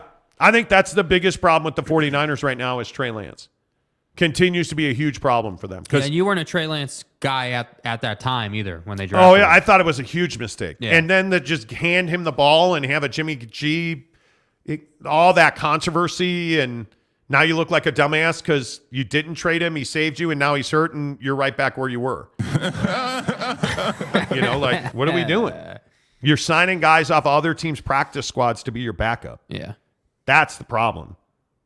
I don't know. Jaron Hall staying at BYU while Conover wants to leave. Maybe. Yeah, it could be. Maybe. I mean, I think Conover wants to go to a better system. Conover wants to go to a more offensive school. Yeah, we'll see. We'll see. I don't know. I think Cam Rising, if they win the Rose Bowl, Cam's got to go. I mean, there's just no. Yeah. It's very difficult to fight around the idea, in my opinion. I think Cam has to go. And we got to go to football at 50, 10 of the hour. Every hour on the Monty Show, we bring you the biggest stories in football, presented by our good friends at Papa Murphy's Pizza. Make sure you use the promo code Monty25. Download the Papa Murphy's app. It was so easy the other day. Ordered the Papa Murphy's, walked in the door, picked it up, ready to rock and roll. It's awesome. Bada boom, bada bing. Had the pizza ready to go for the Pac-12 championship game. Had the take and bake cookies. It was amazing. Yeah. At Papa Murphy's Pizza, use the promo code Monty25. All right, let's talk NFL. What did you guys think of Deshaun Watson yesterday? I think he is what we thought he would be. Now, the fact that they won that game with Deshaun Watson being pretty bad, I think it's a tip of the cap to Cleveland. The thing that scares you if you're a football fan not of Cleveland, you can see that it's still inside of Deshaun Watson. You can see the ability to impact the game is still available to Deshaun Watson. He moves well. He throws the ball with authority. Now, the interceptions, he's going to clean that up. In 3 weeks, he's not going to throw the same interceptions he threw this week. Next week, he's not going to throw the same interceptions he threw this week. He's going to get a little better every week. Is it in time for them to make the playoffs? It's not. But for everybody that was hoping Deshaun Watson would be terrible for the rest of his career, I got news for you. That's not going to happen. Yeah, and I think what you need to understand is that, and again, Deshaun said this, this was his week 1. So you think about how this translates to next season. He's going to get all the rust off the rest of this year, and then they're going to come out week 1 and should be in a really good spot to go out and contend for that division. And I just think that, Deshaun Watson, the football player, is still going to be a prolific quarterback. Yes. I don't like Deshaun Watson, the person. I do not think that he should be playing football and taking snaps this season, but that's just my opinion. By the way, it's okay to talk football with Deshaun Watson. We need to stop this whole thing where it's like, well, he's, accused of sexual assault and the NFL found it. Okay, cool. I get that. A large part of what we do is we talk football. And Deshaun Watson's playing football. So we're going to talk about Deshaun playing football. We can't continue to do this thing where we're like, well, you can't talk about football with Deshaun. Okay, yeah, we can because he's playing football. So, yeah, absolutely we can talk about Deshaun Watson playing football. And we can absolutely talk about which teams in the NFL need to make coaching changes. Mm-hmm. And I think the first one is the LA Rams. I mean, look, with all due respect, Sean McVay's coming off of a Super Bowl championship, but I think when you look at the issues now, the injuries, Matt Stafford, they're on their third quarterback. Sean McVay's been an incredibly successful coach in LA. Yeah. But it feels like it's time to make a change, in my opinion. Yeah, I feel like they've lost the sauce a little bit. They've lost that magic touch. And I think the injuries play a part in that, but I also think that this is why, right? This is why you have to appreciate the Belichick Brady teams. You have to appreciate the great teams in the league because it's so hard to do what they did. And I think Sean McVay did a hell of a job getting to the Super Bowl with Jared Goff. I feel like looking back, that was a hell of a coaching job. And I think going out and having the cojones to trade Jared and go and get Matt Stafford and do that whole thing and win a Super Bowl and go out and just handle it was incredible. But it does kind of feel like you need fresh blood in the system. You need either a new voice or you need this influx of energy. And the question's going to be, does GM/ownership have the courage to do that? Because I can tell you right now, there are not Sean McVay level head coaches falling off trees in the NFL, and you do have it pretty good. So it's kind of hard to weigh that. Yeah, I think when you look at other teams, Hackett's got to go in Denver. Whatever that is, they're trying to accomplish. Well, you're committed to Russ now, so you gotta work that out. I think the Saints. I think obviously Carolina. What about Arizona? I don't think there's any doubt that you have to make a coaching change because you're committed to verticality. You're committed to Kyler Murray, and he does not want Cliff Kingsbury to be his coach. I don't think it's Cliffy's fault they're losing, but you got to make a coaching change. Yeah. I mean, there's just you're siding with the contract, not with the coach, right? We know the Colts are going to make a change. The Packers won't make a change. The Falcons. Think they're going to make a change? Who? The Colts? Oh, yeah. Jeff Saturday is not an NFL head coach right now. I mean, the mistakes they're making, their offense somehow, some way has gotten worse under Jeff Saturday. When nobody thought that was possible, their offense has gotten worse. Yeah, that was an ass not better last night. I mean, Matt Ryan's a better quarterback than we're seeing, and it's because you don't have brave wide receivers. You don't have offensive linemen. It's so bad in Indianapolis. Yeah, I don't think there's any doubt. We'll see. We'll see about that. Pittsburgh, no. Cleveland, no. The Raiders, no. The Lions are interesting. Are the Lions a good football team? Are the Detroit Lions? Yeah. They're better. They've won 4 of their last 5 against the Packers, Bears, Giants, lost to the Bills by a field goal, and they just beat the Jags. Yeah. I think that Dan Campbell's got that going in the right direction. You wouldn't make a change there? I would not yet. I'd give it another year. So close. How about this one? What about the Dallas Cowboys? The Dallas Cowboys are 9-3. They're probably going to sign Odell Beckham Jr. by most people's guesses. Yeah, I don't think you're making a change. You're 9-3, dude. Why would you make a change? But But ask yourself this question. With the way they've drafted, right? Like Tyler Smith, they've added talent to that team. As good as they are, and as good as that defense is, they're 2 games off of Philly in the East. Right. But Philly's having a year that they don't typically have. If you don't win 14 games this year, and you look at the 5 that they have left, Texans at the Jags, Eagles at the Titans, at the Commanders. You're a 13-win team. So you think they're going to lose to the Eagles? Yeah, they will. I think they'll beat the Eagles and lose to the Titans. If that would be very Cowboys, wouldn't it? If they don't win, and maybe 13's the right number. If they don't win 13, and if they don't go to the conference championship, dude, I think you got to look at it because they're still making stupid mistakes. Long? Like every year, we talk about the coach in Dallas. Like at some point, it can't just be on the head coach. Well, it's not. But when your owner's dickhead Jerry Jones, I mean, what, you think Jerry's going to fire himself? No, but I don't think Jerry's going to fire himself. But I just think it's a cop-out. It's an easy, we didn't go to the conference, the NFC Championship game, so we're going to fire Buddy. How did you lose to the Packers? Come on. Yeah, I don't know, man. I don't know. How did you lose? The Packers are not good. How'd you lose to the Packers? It's amazing to me. Yeah. It is amazing to me. I don't know. You're probably, I think you're definitely right. You're not firing. I just can't see it. Like, I don't know. I mean, and look, I think Fathead's done a decent job. I do. Mike McCarthy, he's got a huge head. Yeah. And as a guy with a huge head, Nice trust dome. me. Trust me, fat ass. Yeah. I know big heads. Yeah. And I know that people that look like Mike McCarthy love themselves some Papa Murphy's Pizza. Make sure you use the promo code Monty25 to get 25% off your purchase of $25 or more at Papa Murphy's Pizza. Papa Murphy's presents How to Change the Way You Pizza. Step 1, carefully knead dough. Step 2, artfully spread sauce. Step 3, add fresh mozzarella and assemble toppings. Step 4, realize we already did all that for you, so all you have to do is bake it.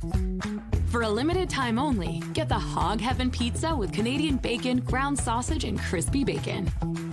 Papa Murphy's, change the way you pizza. Use the promo code Monty25 to save 25% off your purchase of $25 or more. Now, usually I do not call people out for being just ridiculous on this show, but Lopes fan Gabe has now gone too far. I mean, this is over the top, funny, and hysterical. Like, I love this. Lopes fan Gabe says, I'm just saying, if Deshaun Watson keeps rubbing people the wrong way, that situation is bound to explode. See what he did there? So what he did there is he worked in the word rubbing because Deshaun's issues have been, in the same realm as massages and rubbing and muscle massages and stuff, right? And he also worked in an exploding reference, which would be another Deshaun Watson reference as well. So, that's really quality material there, Gabe, and I appreciate your contribution to the show today. Well done. Yeah. So I see some of the people who know us and follow me on Instagram are asking about Mrs. Monty. Mrs. Monty had a difficult experience snowboarding this weekend. She broke her upper arm. We were snowboarding up in Park City, and we were having probably the best day that we've had snowboarding in a couple of years. Dilly. And she fell and broke her arm, and So yes, Mrs. Monty is fine. She's actually pain-free from the break, but she's dealing with my arm's in a sling. She's right-handed. It's her right arm. But she is, Mrs. Monty's doing great. She's actually doing way better than I thought she'd be doing. But my God, the pain involved, and she broke it like up at the shoulder, the larger part of the humerus bone. Woo! Man, dude, I don't wish that on anybody. Nah, but I'm fine. the interesting thing about the human body is that it's basically pain-free. Like she's in a sling and her arm is not going to move from this position essentially for the next probably 3 weeks. But it does not hurt. What hurts is like her hand is being in this odd position but it's crazy, man. My wife is so tough. That was tough. That was a difficult, painful. And my wife has just turned 50. She took her first ambulance ride. And the funny thing is, I ran into a guy on the mountain that I haven't seen in 5 years, a guy named Victor Cade that I used to work with. Mm-hmm. By the way, Ski Patrol was involved. So we're basically on an upper part of the mountain. She had her fall in a very interesting place, and then a bunch of stuff comes together. So Ski Patrol had to come up. She couldn't get up. Her arm literally is broken, so she couldn't get up. So she had to be snowmobiled off the mountain. It was brutal. But the guy that shows up, the first Ski Patrol guy that shows up is Victor Cade, who I used to work with. It was unbelievable seeing I literally he said his name. He got on his radio and he said, Victor Cade to Ski Patrol. And it was like, Victor effing Cade? Are you kidding me? It was amazing. But my wife trooped it out. The Ski Patrol was amazing. Park City Fire Department, the ambulance ride was amazing. The people up at the U on the hill were amazing. Except the X-ray construction over there, man, except the X-ray technician. So my wife's arm is down at her side, and she's got a break up here in her shoulder. They made her rotate her arm up like this to do an X-ray. Dude. Nah, I'm good. Nah, bro, I'm fine. She's unbelievable. She is unbelievable, that lady. Brett Burnett says ambulances are so expensive. They are. They absolutely are. It is. Ooh. MY Monty fan says, still miss the Jacko Pizza commercial, but I'd hog heaven a pizza. Yeah. The Jacko Pizza is still. The GOAT. Let's see. Brother says, seriously, you didn't tell us about what happened until we like your wife? The hell does that even mean? My wife's been like a regular part of the show for I don't know how long. Brett Burnett says, you two broke her arm. You better buy her some roses. I didn't break anybody's arm, bro. No, I didn't break anybody's arm. We didn't have anything to do with that, man. Yeah, she is absolutely a trooper. Yeah. My Monty fan says, oh, man, sorry, Mrs. Monty. My son broke his arm this weekend, too. Oh, no, did he really? That's brutal. Monty, Mrs. Monty broke her right arm. Now you're really going to have to learn how to load the dishwasher correctly and many other chores. Handle your business. Dude, that ain't even a joke. Dude. And there is no more humbling experience for somebody like my wife who's she's very independent. Very independent. Like having to help her get dressed, she's wearing my jacket yesterday, trying to live your life. She's right-handed. She can't use her right arm. But yeah, I don't even care about cooking. I did all the cooking this weekend, cleaning, doing laundry, that just is what it is. But yeah, you ain't kidding, man. You ain't kidding. And my Monty fan says, bad timing, Mrs. Monty. She loves her Christmas. Now you have to get her a real Christmas tree. She needs this. No, bro. Hell no. There's things I won't do. There are things I will not. You know. Man's got to know his limitations. The Macho Man says, I had a root canal last week. Oh, damn. What's the most painful injury anybody's had? So I broke my elbow. That was probably the worst thing. I broke my arm at the elbow when I was playing basketball in Sacramento. That was still back in the day when I could dunk a basketball, and I went to dunk a basketball and got undercut and landed with my forearms on the ground. Yeah. And I thought I was fine. I actually tried to keep playing, but then I felt nauseous. And I went home and I was trying to put my pants on and fell the exact same way. Oh, damn. And it turns out I had a broken bone up in my elbow. So that was incredibly painful. Probably tearing my ACL is the worst injury I've ever had. I will never forget the pain of that. But you haven't had knock on wood. I took a good ride. I used to be an instructor at Canyon, so I took a pretty good fall ride in park one day and decided my park riding days were over. Yeah, seriously. Yeah, but what's the most painful injury you've ever had. Thankfully, I haven't had, I don't remember I remember certain parts when I was a kid. I broke my collarbone. My brother jumped off a radiator playing wrestling and broke my collarbone. I remember some things about that, and it still hurts me occasionally. Like I can feel, like I broke my left collarbone. I can feel the difference in my collarbones, but I don't have like pain there. It's just, ooh. Kanai says when I broke my collarbone, I felt that all the way to the hospital. Yeah, seriously. We were playing when we lived in Phoenix. We were playing pickup, and I tried to take a charge and had, I think, lightly bruised ribs for like a week. I think. The most painful injury like that I've had is bruising my tailbone snowboarding. Oh, the worst. dude, brutal. But you know what the funny thing is? When you learn to snowboard and you stand up, you never are on the ground anymore. And the only time you're on the ground, like last year, I played it off, but I body slammed myself last year. Yeah. And I had rib pain for like a week. Snowboarding is that sport. Everything's fine. You're having the best day you've ever had, and then you break your arm. Well, I mean, it's just, it requires discipline with your technique. Like, you have to be locked. Yeah. Official Mike Bailey says, I broke my heart once. It sucks. Jake has no heart. And hey, you start talking shit. You know. Not an injury, Tyler P says, but kidney stones were by far the worst pain. Oh, Jesus. Kidney stones are terrible. Yeah. Lopes Fan Gabe says, most painful for me was broken ribs from mountain biking. Coughing and laughing was brutal for about a month. When I broke my ribs snowboarding, I broke the cartilage at my sternum. Mm-hmm. That was miserable. Like, you cannot sleep, you cannot eat, you cannot laugh, you can't fart, you can't do anything, dude. I think the other thing with snowboarding, though, and I imagine this is probably the same thing for like skiing or other sports, like, but specifically with snowboarding, you learn how to push your limits within reason, but you also learn how to fall to a certain extent. So, like, the thing for Mrs. Monty was she got sniped. I mean, she made a certain type of turn and just, caught an edge and it dropped her. Like, that's just how the sport works sometimes. But, like, when you're going fast, when you're like, all right, I'm going too fast. Yes, you do. But you also know when you're like, you're going fast, you're like, all right, I'm going fast, but I'm kind of cruising here. I'm good. Like, we're good.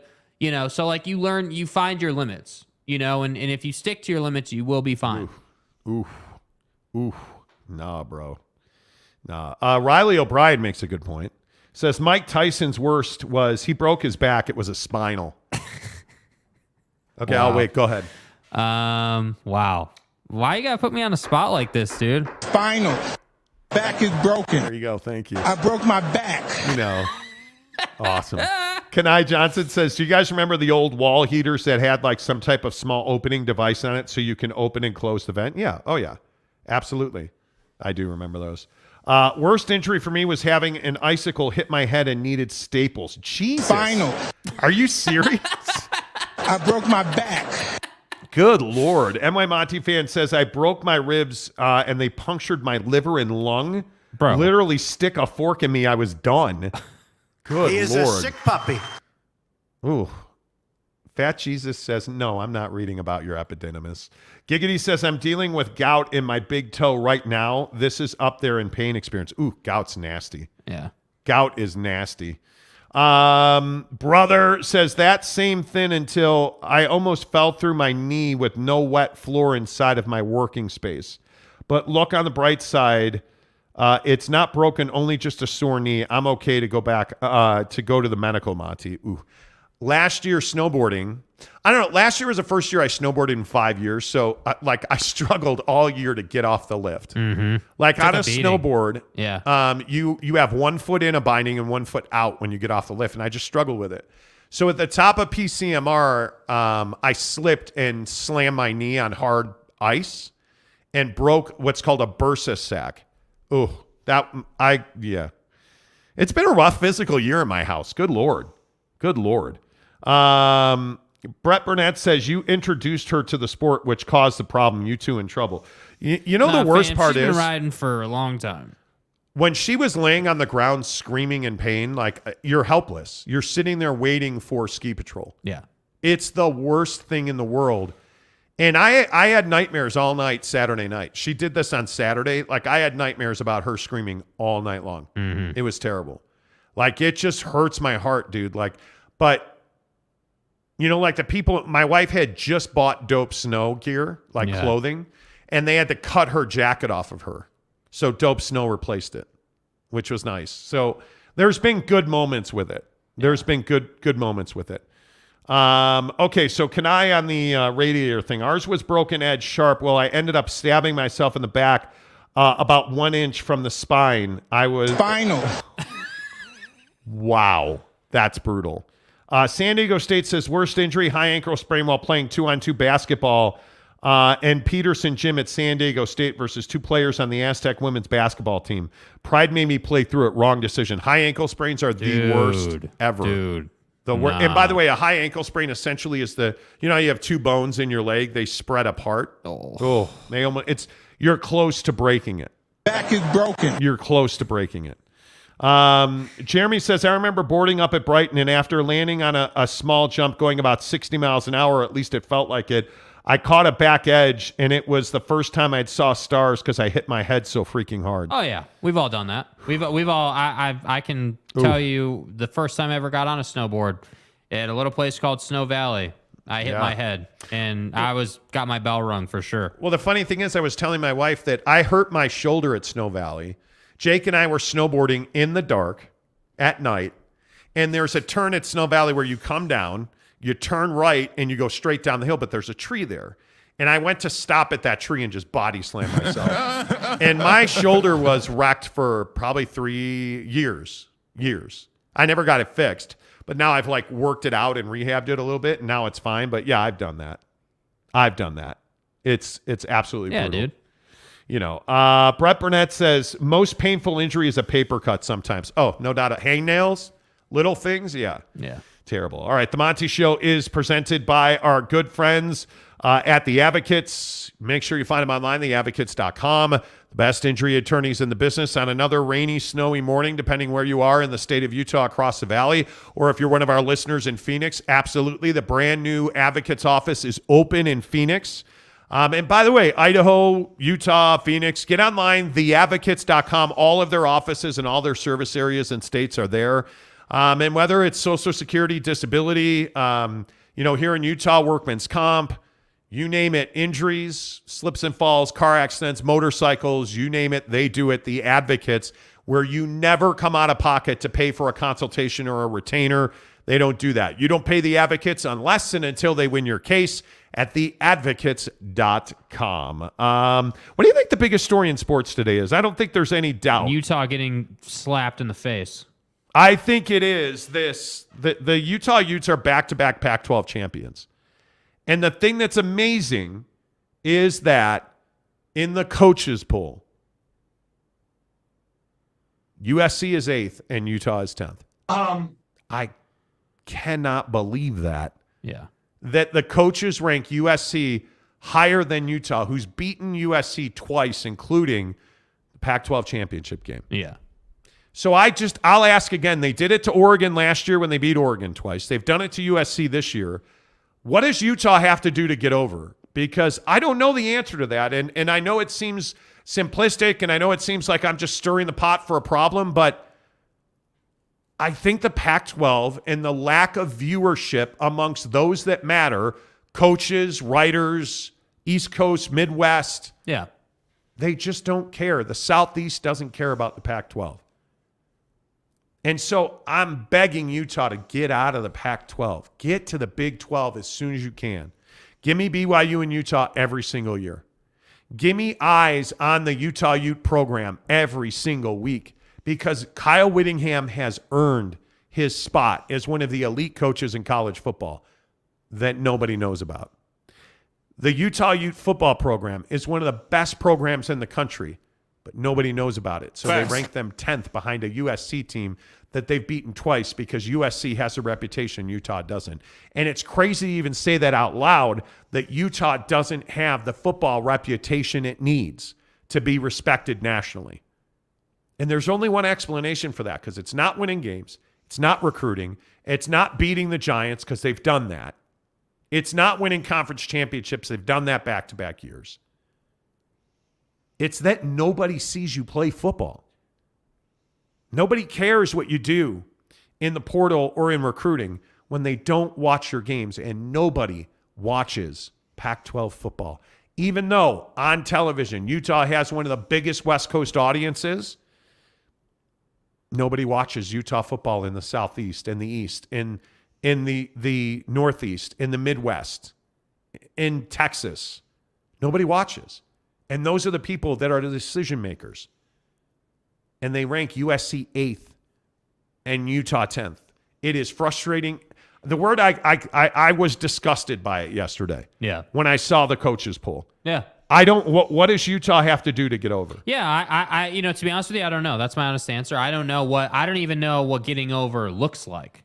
Like, what does getting over even mean for Utah? Because if getting over means just national respect, yeah, you probably got to change conferences, right? Like that's just what it is. I mean, I sorry, forgive me if I don't think that George Kliavkoff and company are going to get it done, right? Like, I just don't believe that. So if getting over means national relevancy, yeah, probably got to go to the Big 12, like you were just saying. If getting over just means that you're going to get a few more votes, then you could probably get that done in the PAC. But I think what's in your control, what you can do, is not lose to Florida. Don't lose to Florida, right? Don't turn the football over against UCLA. That's what you can do. You can be a one-loss team, and then you'll get into the college football playoff, and they won't have a choice, apparently, unless you're Ohio State, apparently. Yeah. So, that's what you can do right now. But, yeah, I have always been, again, I have been the guy in this show that has said college football is unenjoyable until we get to bowl season, where we get, the Sugar Bowl and the Peach Bowl and everything, where we're getting major bowl games to decide national champions, because I don't know what determines who gets in and who doesn't. I don't know. Is it brand? Is it wins and losses? Is it like, everything combined? It seems awfully convenient that some of these teams are in and some are not, right? Like, that's my problem, and it always has been. And look, I get it. You can't do some 64-team field in college football. That's not how this game works.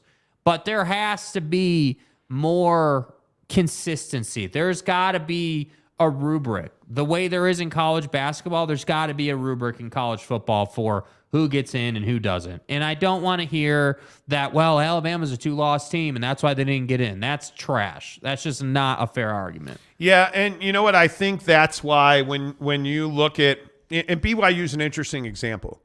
BYU's going to the New Mexico Bowl. Neat. Against SMU. Okay. You got to win more games. But if you look at what Kalani's accomplished at BYU in the last few years, the New Mexico Bowl is absolutely a disappointment. And I'm not saying that they should or deserved or could have. They lost all the games that matter this year. It would have been nice to have a better bowl game. Okay, well, BYU earned the New Mexico Bowl. Mm-hmm. Utah has earned the Rose Bowl 2 years in a row and won back-to-back Pac-12 championships. And they're still ranked behind USC, right? I think BYU has more pull nationally, and I don't even know that it's close. I think BYU has more pull nationally than Utah does. Yeah, and this always pisses everyone off. Oh, well, you guys are just drinking the blue Kool-Aid and you're a BYU show. And it's like, no, dude. Once again, like, look at the numbers. Look at how widespread the BYU fan base is. Look how often they're on ESPN for those, because everyone likes to say too, oh, well, BYU's only got a fan base because of the church, because all those damn Mormons. Well, that's what everyone always wants to say. Okay, take the Mormons out of it, right? Take the LDS, the church, take all that out of it. You know why BYU has more pull? Because they're on ESPN and Utah's not, right? Utah's on the Pac-12 network, which I don't get to watch, which Buddy in North Carolina doesn't get to watch. But they can watch BYU when there's no NBA on some random Wednesday night or whatever, but BYU's on TV, they're going to watch BYU because it's football. That's the advantage. It's on ESPN. It's on ESPN. And by the way, it's on the ESPN app. I just say that this, and again, I'll go back to the Jaren Hall example. Why is Jaren Hall going to be drafted higher than Cam Rising? Is Cam significantly less of a quarterback than Jaren? He's not. Is Jaren a better pro quarterback? Yeah, he is. There's his skill set, no doubt about it. Jaren Hall has been more widely seen by those who matter, mm-hmm. and has a significantly bigger hype train because he plays at BYU. Facts. I'm telling you, and again, the bottom line is the Pac-12 hurts Utah. That's the bottom line. Yeah. The Pac-12 hurts Utah. Repeatedly. There's just no other way around that. And you can spin it any way you want and talk about the strength of the program and the strength of the conference. And if Utah were in the Big 12, they would be much closer to the top 4 than 10th in the coaches poll. If Utah were in the Big 12, I think they would have a much better, in my opinion, chance at winning a national championship than they do in the Pac-12. Yeah. Because winning a Pac-12 championship is almost meaningless anymore. Yeah. Unless you're USC. It's the bottom line. Because USC is always going to get the benefit of the doubt. You see those 3 letters in a win, you almost don't care how it happened. It's USC. They're undefeated. It's USC. They're a one-loss team. It's USC. They're... Okay, so that's how it's going to be. Oh, it's Utah. Who's their head coach? Like, that's the conversation that happens. Yeah. Whether you want it to be or not, that's the conversation that happens. And it's frustrating because, again, this is not unlike the Big Ten conversation we've had the last 2 days on this show. If you're just tuning in, we were talking about, again, I said this morning, it's a farce and a joke that Ohio State is in the college football playoff. Yeah. It's a joke. Alabama belongs in the number 4 spot. I don't begrudge TCU at 3. I would have put them 4, in my opinion. I'd have put them 4. I don't think there's any doubt Georgia and Michigan are 1 and 2. Okay, cool. Alabama's the 3rd best team in the country, in my opinion.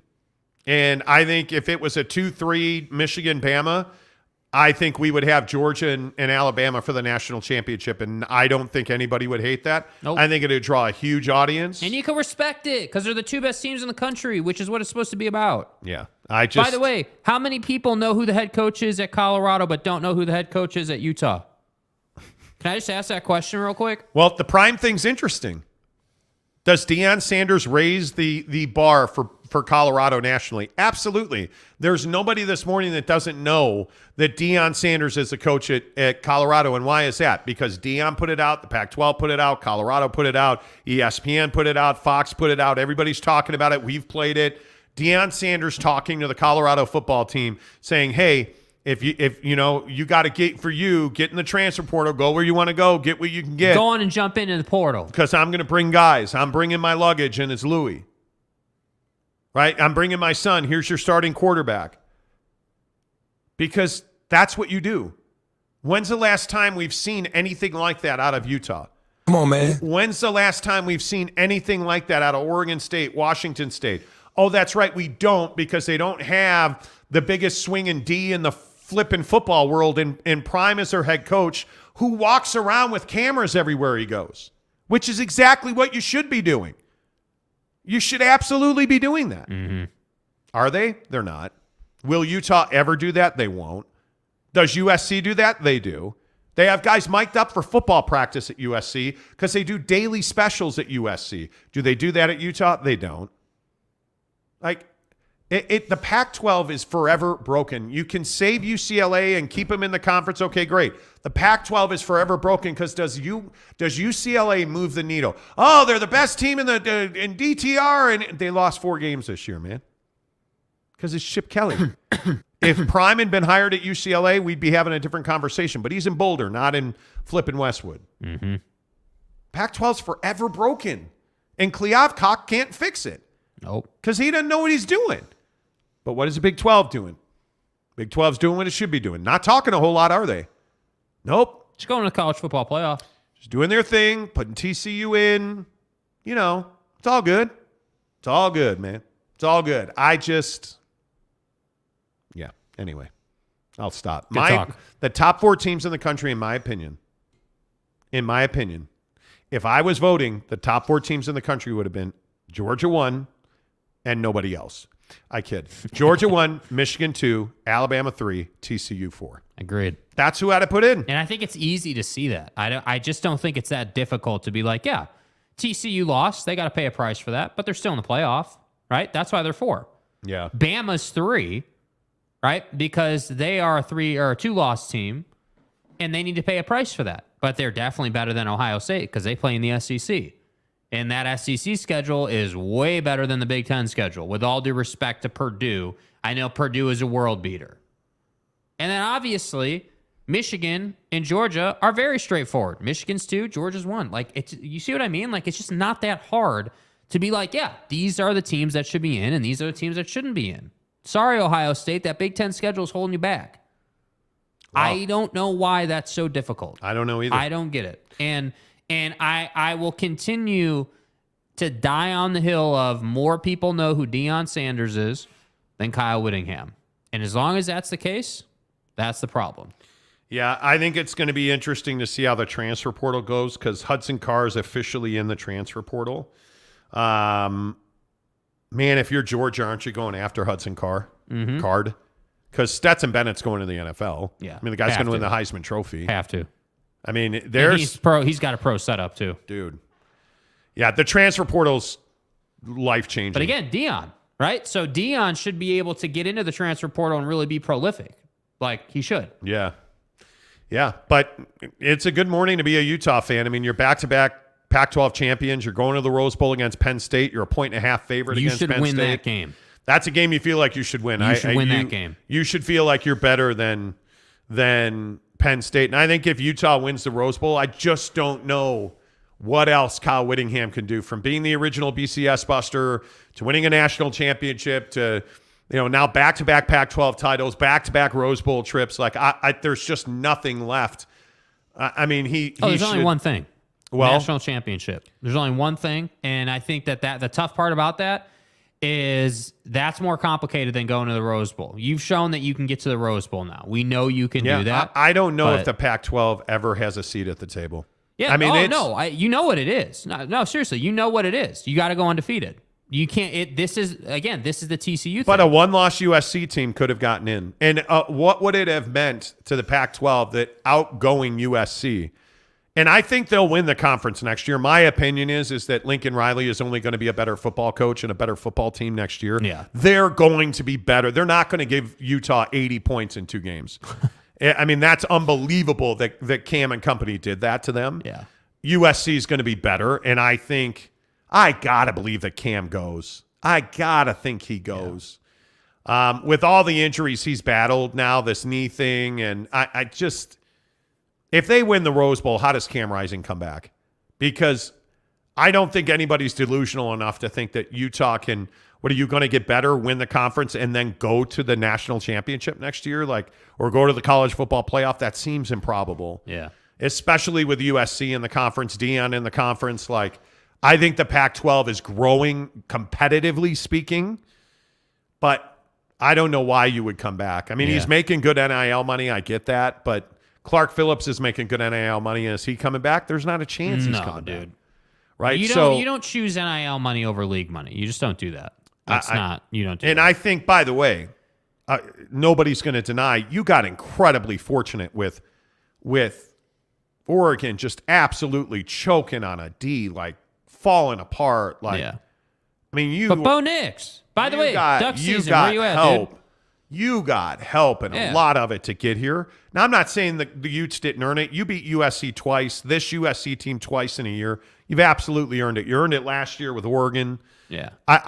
It's improbable. If you're Cam Rising, I think you have to go. Yeah. I think you have to go. If you're Keithy and Kincaid, I mean, Dalton Kincaid has battled so many injuries the second half of the season. Number 1 tight end in the country. Why would you come back? Yeah. You have to go. I mean, that defense, the secondary is elite. Now, obviously on defense, guys like Lander Barton are the future. We know that. You're always going to be stocked on defense. The Mo Diabates of the world. You're always going to have guys. Yeah. The question is, if a Hudson Card or any of the top quarterbacks, did you see that Keaton Slovis is transferring again? Do those? But again, he's not okay, I have to disagree on this one. Keaton Slovis is not a top quarterback prospect. Not in at my all. opinion. Not at all. He is strictly average, and that, again, all due respect, that is a very Utah selection.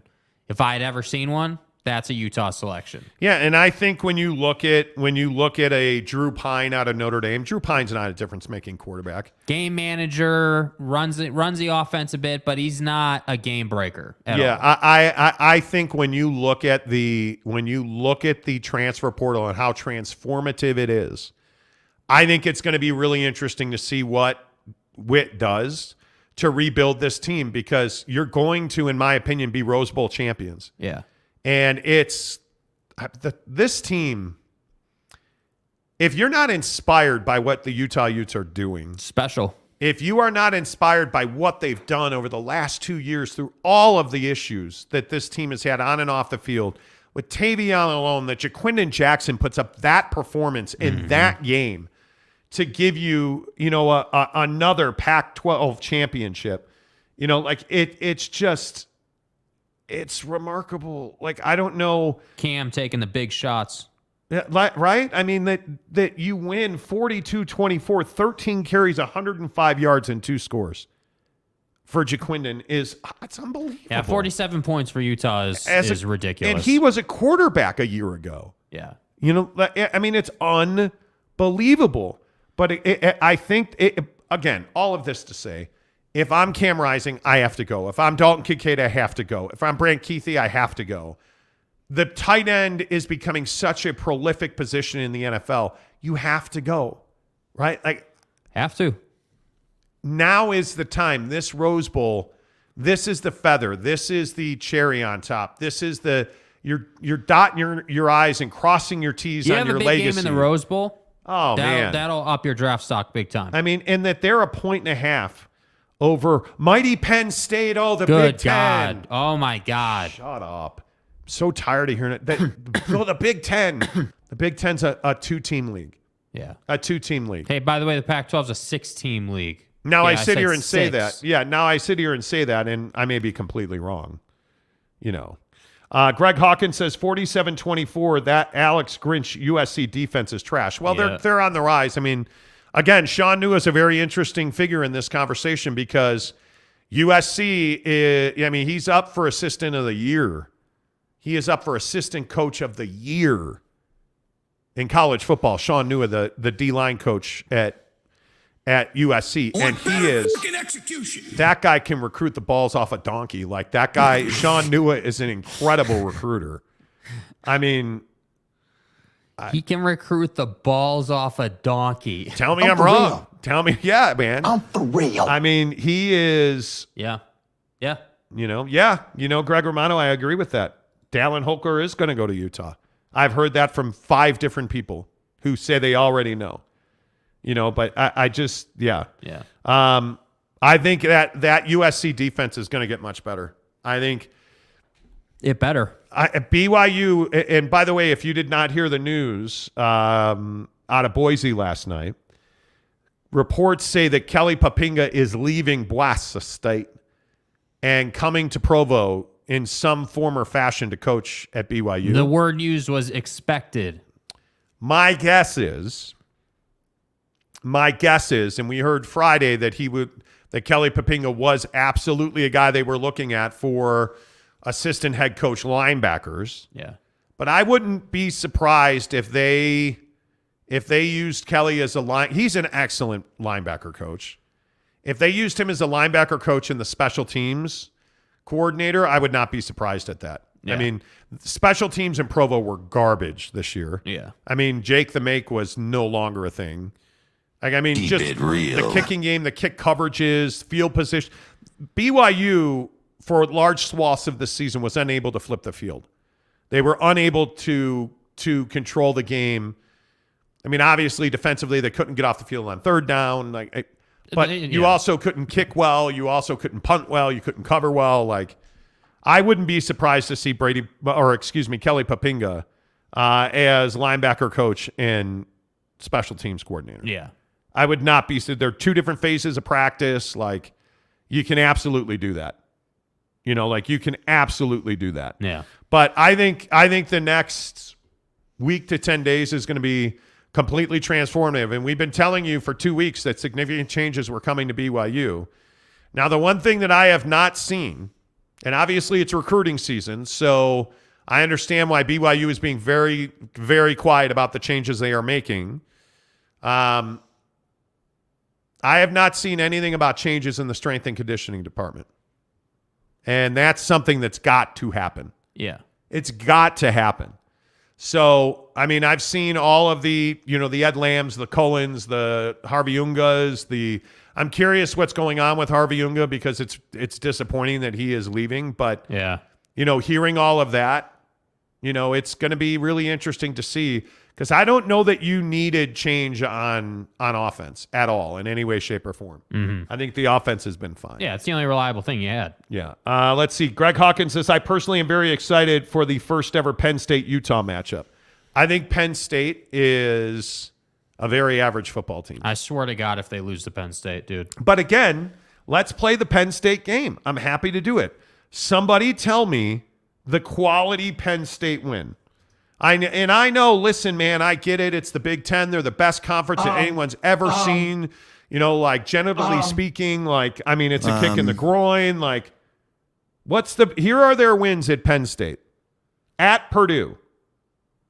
Purdue was 8-5 this year. Ohio. I don't know because I have no idea that Ohio. Hell no. At Auburn. Auburn, one of the worst teams. One of absolutely the worst teams in the SEC. 5-7, 2-6 in conference. They offered the job to Deion Sanders. He turned him down. It's not the best situation, and we all know that. Central Michigan. I said Central Michigan, the Chippewas. The Chippewas? They're 4-8 on the season, 3-5 in the MAC. Bro. The Central Michigan Chippewas. And we're supposed to believe that Penn State is some legit team. We're only 3 games in here. Northwestern, 1-8 in conference, 1-11 on the season. Minnesota, 8-4 on the season, 5-4 in the mighty Big Ten. Home of the Hack Beat Writers. Indiana, 2-7 in conference, 4-8 on the season. Maryland, 4-5 in conference, 7-5 on the season. Rutgers. Oh, this was on the road, though. Oh, they won at 1-8 Rutgers. Michigan State. Well, they were 3-6 and 5-7 overall. Fuck, who is their quality win? Because you know who they lost to? Michigan. That's out of the window. 41-17, Michigan beat Penn State. Bro. At Michigan, at the Big I'm House. gonna get medieval on your ass. Dude. At home. Happy Valley, whiteout. No, Happy Valley. Joe Paterno statue. If you guys ever want to kick it, we'll flow. Don't bring the kids. 44-31. Between Ohio State and Michigan, they gave up 85 points.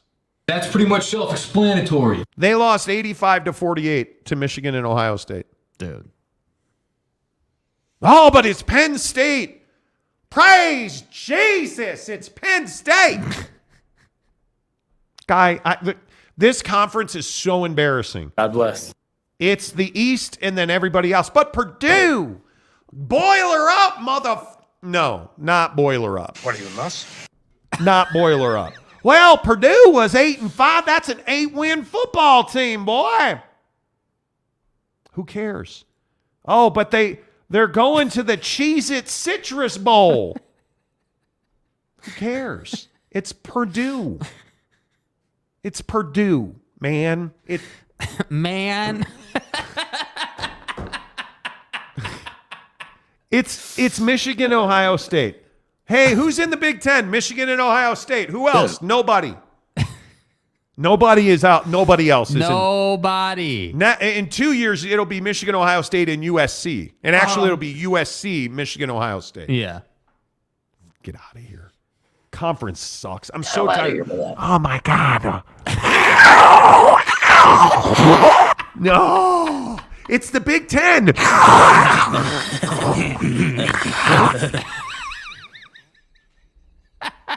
out of here. Get out of here, man. Come on. This. Oh. What dude. is and if I'm wrong, hey, If I'm being a jerk about this, go ahead and explain to me what's so good about the Big Ten. I'm not afraid to die. Right? I'm not. I can make the TCU argument. When I die, I'm going to paradise. Right? Yeah, absolutely. I could go to, well, Stillwater's not paradise, but I could go to the Big 12 and make an argument. The Big 12 is deep. TCU's good. Look at what K-State did. Kansas was a neat little story for a minute until they figured out they were basketball instead of football. Like, and now you suck again. Like, but listen, I can make an argument for the Big 12. Somebody tell me, other than filleting other people in the conference to make them feel better about themselves, tell me what the Big 10 has done on any level to make themselves at all viable. But no one's going to disrespect me. Because in the Pac-12, I could say, okay, well, I've got USC and Utah. Well, it's really Utah because, again, and I know no coach in the country understands this, because the coaches poll has USC 8th and Utah 10th this week. Y'all want to play. It's Utah who's won the conference back-to-back years, and they've beat Oregon twice last year, USC twice this year. It's Utah, it's USC. I mean, Oregon State had a fantastic season. Yeah. Okay, Washington, totally get it. Rebuilding, I get it. Like, hey, DTR is one of the best quarterbacks in the country. UCLA can beat anybody any given day. Tell me how Indiana beats anybody on any given day. Donnie, you're out of your element. Northwestern hasn't fired Pat Fitzgerald yet. They didn't offer their job to Deion Sanders. That's Colorado did, man. But Colorado did. Colorado sucked since Cordell Stewart sucked, right? And now Deion's there. And now everybody's excited about the Buffs. Make me the same argument. What's exciting about the Big Ten? Oh, well, they got that Saturday night deal on NBC. Yeah, so what? Nobody's going to watch. Oh, but it's USC and Ohio State on Saturday night. Okay, once USC and UCLA are in the conference, okay, that's in 2 years. We can have the conversation. Yeah. Right now, today, what business does Ohio State have being in the college football playoff? That's out of the window. None. Not at all.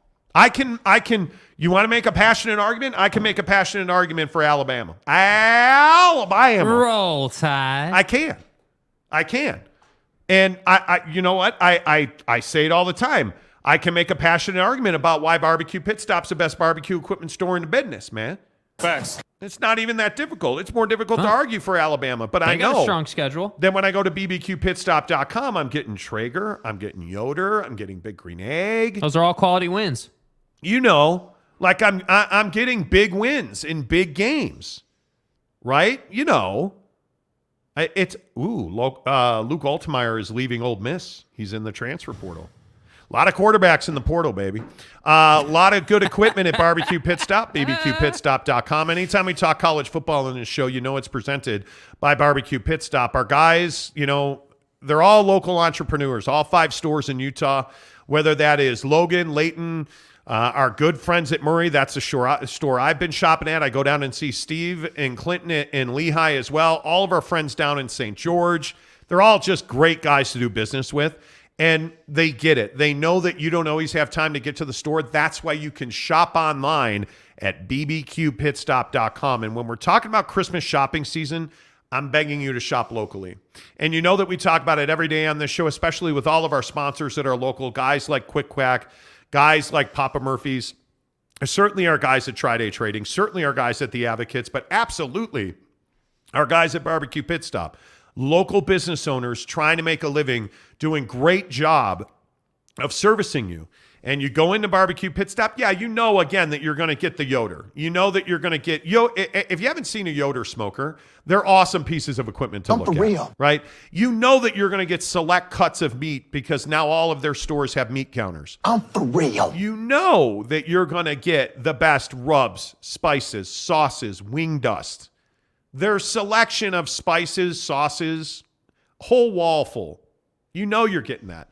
But maybe what you don't understand is that when you go to a big box store and buy a Traeger smoker, you're not getting Clinton at the Lehigh store. Facts. Who is going to be like, hey, man, what are you making on this? And they're going to talk to you and they're going to say, well, hey, you know, I'm making wings for the, you know, we're buying this because we're having a big party for the Rose Bowl and we're going to make wings.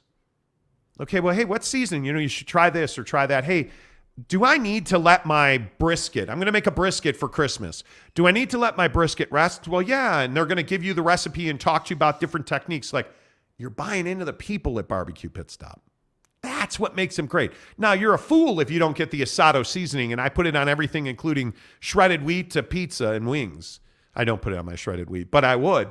The point is, What are you, nuts? the asado seasoning is where it's at, and you only get that at Barbecue Pit Stop, bbqpitstop.com. A lot of questions for duck season. Yeah, well, because duck season's not here. Somehow he's, No, Kyle A. Duck season didn't donate $100 like he promised. Yeah, because he's, He won't be here. No, he won't be here, dude. He won't be here. No, The Nye guy. you know what'll happen? He'll come back. You watch. He'll come back Thursday, Friday. He'll give it some time, but he needs to watch the show because he likes the show and he likes stirring. Oh, yeah, he'll be back. Oh, yeah, he'll be back. 100%. Okay. Greg Romano says one could argue that the Utes didn't play a tough schedule. SUU, Arizona State, and Colorado.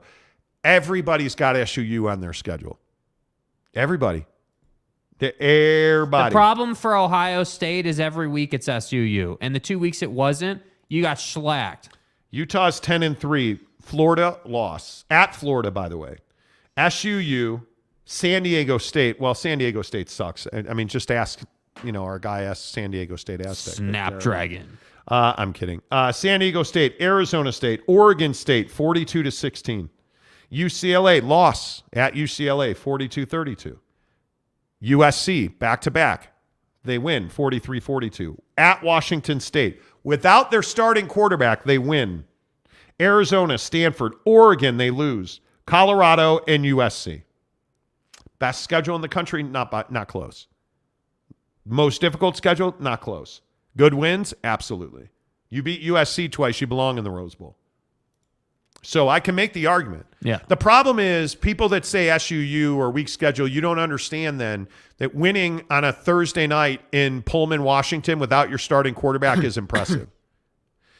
Going to beating Oregon State, that's impressive. You would have loved to have beaten Oregon. You would love to have Cam had been a far better quarterback against Florida, you win that game because Florida wasn't very good. But I think you avenged yourself, and you're a 10-3 team, and 2 of your wins are against USC. And one's a blowout in the conference championship game. And it's not hard to see, that you could be 12-1 or whatever. Yeah, come on. Hey, if all 138 of you would give us a thumbs up right now, we've got 59 likes. Can we get to 100 in the next 5 minutes? Yeah. Let's get to 100 in the next 5 minutes. Do it. What Hit is the everybody button. laughing at? I don't know what everybody's laughing at. I see just a bunch of laughing emojis. Let's go. Let's see. Brother says Tanner, he doesn't like Penn State so much. Shake my head. LOL. What gave you that idea? I don't know what you mean. I'm not sure what you're saying. Lopes fan Gabe says Barbecue Pit Stop text chat is undefeated. Wife wanted Christmas gift ideas for me, so I hit them up for a knife set recommendation. Of course, they came through with a solid suggestion. Hey, see what I mean? See what I'm saying? This isn't difficult. It's not difficult. And I think the thing that's so interesting is that when you look at the Barbecue Pit Stop chat feature, that's exactly what it's for. You go on their website, BBQ Pit Stop, and you'll just say, hey, I'm looking for a knife set. Do you guys have a recommendation? Hey, I need the best set of tongs because Monty said every man has to have a tong. Yeah. They'll give you a great recommendation. Or you can just say, hey, do I need to let my brisket rest? And should I wrap it and put it in a cooler? Wrap it. The Nye guy says, I know I'm not on topic, but that Jazz-Portland game could have been the worst ref game I've ever seen. Stop. The Will Hardy ejection was embarrassing. Tony Brothers, I'm telling you, and again, I'm just going to beat this drum until that guy's kicked out of the NBA. Tony Brothers is arguably the worst official. He is the Angel Hernandez of the NBA. But here's the deal, right? I don't disagree with any of that. But you're not gonna get away from the fact that you did not shoot well in this game, and your assist numbers were trash. Oh no, that's the officiating's not why they lost the game. But that foul on Jordan, the foul on Jordan Clarkson that got Will Hardy ejected is embarrassing. Yeah, that was definitely a foul. That's not why they lost the game. Yeah, it's not why they lost. By the way, game. bit of breaking news: Baker Mayfield's being released. Yes, he is. Exactly right. So I saw that come across, but yeah, it's Baker. It is what it is. Brent Burnett says ref was blatantly bad, referring to Jazz Portland. Find the refs. League needs to step in and avoid such gross garbage. It was terrible. I think that's exactly right. NY Monty fan. Baker Mayfield goes to the Niners. Yeah. Why wouldn't he? Why wouldn't he? Why wouldn't you? Why would he not? I mean, because that's an easy system to run, and his skill set plays right into that. By the way, I have a horrendous hangnail right now, rectally speaking. This Jazz Portland Blazers box score pisses me off. It just annoys me. Well, but what this Jazz team is wildly inconsistent night to night. Yeah. And I think when you play the scud, now they're off until Wednesday, which they need. They need the practice time desperately. They need to be locked in. They need the practice time desperately. Yeah. But you're off until Wednesday at 7 against Golden State at the Viv. I'm telling you now, you got to get some serious practice time in, and you have to get system time in. Yeah. Because Greg said we were being too negative earlier. So I'm trying to couch my words on Jared Vanderbilt. I think Jared Vanderbilt is a real problem for this team. I mean, I don't see his long-term viability on this club. And I know he hit threes and everybody was all excited. They're unmolested in the corner. Like, there's not even a hand up on him on those threes. There's so little respect for his offensive game. I'm fighting a torrential sneeze, by the way. Yeah. There's so little respect for Jared Vanderbilt's game that they don't guard him. Yeah. I mean, look, I think you can develop Jared Vanderbilt. I do. Into what? I think that he can be a serviceable shooter for you. Like, he needs to become an elite defender. Like, he needs to bulk up a little bit. He needs to be able to play the block a little more. Like, he needs to be able to do those things defensively to justify it. But assuming he does those things, I think he can be a really versatile pick and roll player because of his athleticism. I think he can be a pick and pop three guy if he chooses to develop that. I'm sorry. Did my loud, obnoxious side disrupt your thought process? Yeah. Jared Vanderbilt is a defensive insertion, and that's it. Right now, that's it. He will never be an offensive threat. He will occasionally hit threes in the corner, but I have tried, and just watching the games over the weekend, he just does not. He's Rudy Gobert, but different. And that is that he runs the floor. He's much more versatile. You cannot have him on the floor in the last 5 minutes. You can't. You cannot have Vando in a position of leverage when you're down 2. He cannot be the guy to shoot the three. No. And he'll always be the guy. But the problem is when Vando's on the floor and there's 12 seconds to go, who are they going to guard and who are they going to not? Somebody's getting doubled and Vando's going to be wide open. So you can't have him on the floor because he's not going to hit that shot but 2 out of 10 times. And I love the guy's defense because I think he can guard the 4-5, which is valuable in this league. But he's not going to be the reason you win a championship or compete for one. Right. He's not. And you cannot shoot the three well and be Draymond Green, but he can't run the floor like Draymond does. You can shoot the three well and defend the post and have no other use like Brook Lopez does, but he's not Brook Lopez because he can't shoot like Brook Lopez does. Right? So it's okay if you have this, if you're in this box and you have this little limitation, that's okay because you do all this other stuff really well. He's not a gifted passer. He's actually not that great at setting screens, if we're being honest. That's where the development is. You want to be a player in this league, be a dominant. It's how Rudy Gobert makes $41 million a year. Dominant pick and roll player, catches lobs, great rebounder, arguably the best rebounder in the NBA, and a really good shot blocker. Oh, you mean Walker Kessler? No, I'm talking about Jared Vanderbilt, which is the other problem. Walker Kessler's ceiling, and now we're starting to see it more and more and more and more. Walker Kessler can be a 10-10 guy in this league with 3-4 blocks a game. That's way more valuable than Jared Vanderbilt. Way more valuable. Maybe we disagree. I don't know. We do. And I'm better looking than you. Yeah. It is what it is. Jaron Eccles, good morning, my friend. How about your Dolphins yesterday? Good Lord. Utah should win the Rose Bowl, but what happens if they lose? Oh, God, don't even say that. If they lose, the Pac-12 is screwed because I actually think Utah torpedoed the Pac-12. Yeah. By beating USC, ooh. He says the Pac-12 will be overlooked again as a kiddie conference. Well, it already is. That can't play big boy conferences. Well, this is the problem, though. If you lose to if Penn State wins the Rose Bowl, all of a sudden the Big Ten, Monty, you're fat and you're stupid because the Big Ten's the best conference of college football. No. And if Penn State loses the Rose Bowl, Monty, you're fat and stupid. Fat. Go Utes. That's what it'll be. Yeah. But I'm telling you, Utah's a far better team, far more tested, far more chemistry, far more experience than Penn State. They should win this game. They should win this game. James Franklin, vastly overrated as a coach. Yeah. Vastly overrated. Why didn't he get the USC job? Oh, because Lincoln Riley's better. Witt's a better coach than Franklin. Utah's more talented. Utah's more physical. Utah's better defensively. And they've got the intangibles. Penn State is going to be tough to beat. Have a nice day. You know. Brother, says Monty, we got breaking news. Red alert. What's the breaking news? Do you mean the Baker? Baker stuff, yeah. Yeah, I mean, it's fine. Let's see. Ruff's official. Caleb Williams is a joke for the F word painted nails and not going out and congratulating Utah. It was great to see him crying on the bench. Yeah. See, again, what did I say earlier in the show? You know what you're getting from Ruffs. Yep. Josh Lovren says Vandy is a poor man's Rudy. I would agree with that. Eric C. says at least Vando can dribble a basketball compared to Rudy. Rudy's embarrassing himself in Minnesota. Rudy is perpetuating that myth that Darren Williams can't play for anybody but the Jazz. Now, Donnie's breaking that myth because he's falling out.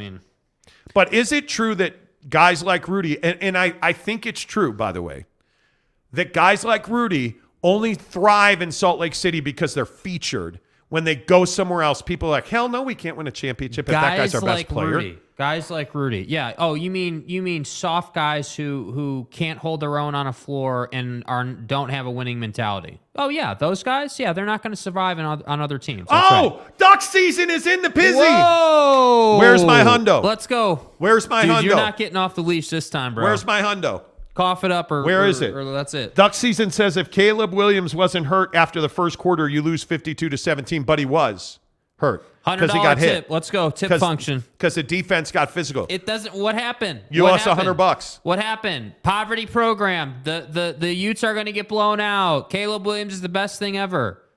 I want a $100 tip. Let's go. Live up to it. Where is it? Duck season says can't wait for the Rose Bowl to happen and Utah get embarrassed against mid-tier Penn State team. Where is $100? I wouldn't even read his comments. $100 and you get your comments read again. Yeah, where's our $100? You owe us money. You talked all that junk on Friday. You owe us money. All that junk. You owe us money. I'll go find it. You want me to have a screenshot for you tomorrow? I'll have it. I'll go get it. You said you'd give us $100 if Utah won the game. I'll go get it. Utah won the game. You know. Hey, by the way, there's something called a tip. Did you know on YouTube there's something called a tip function? Did you know that? Yes. And you hit the little $ below, and it's incredible how that works. You know. Let's go. Yeah, Tanner T. Where's the money, Lebowski? Yeah, let's go, dude. And they pull his head out of the toilet. They're like, "Where's the money?" He's like, "I think it's down there. Can you put my head back?" Yeah, the money's down there, down the toilet drain where Oregon is. So go ahead and cough up the money. Come on now. Greg Hawkins.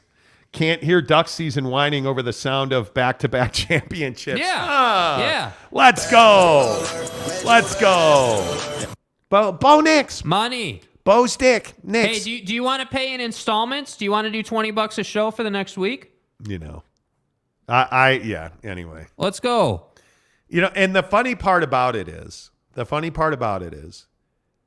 that you still gave up 40 points, even with Caleb hurt. Caleb's not a linebacker. He's a quarterback. Yeah. By the way, you got out-coached. Yep. You got out-managed. You don't have depth. Utah has incredible – that Jaquindon Jackson is a quarterback who they moved to running back like a month ago, and he kicked your ass. Yep. I mean, look, Mekhi Bernard, did you see what Bills did to you guys? Come on, dude. Come on, man. My fucking ass. Come on, man. Come on, Duck dude. season. Look at you running, man. Look at you running, not paying. Come on. Anyway, that felt good. I feel better about myself. I do. The Nye guy says Duck season, zero credibility. Of course he has zero credibility. Well, he'll get his credibility back when he pays his $100. Yeah, where's my $100? Yeah. I want my $100. This isn't complicated. This is much like the college football playoff, right? Get the job done. Let's go. I want my $100. Yeah.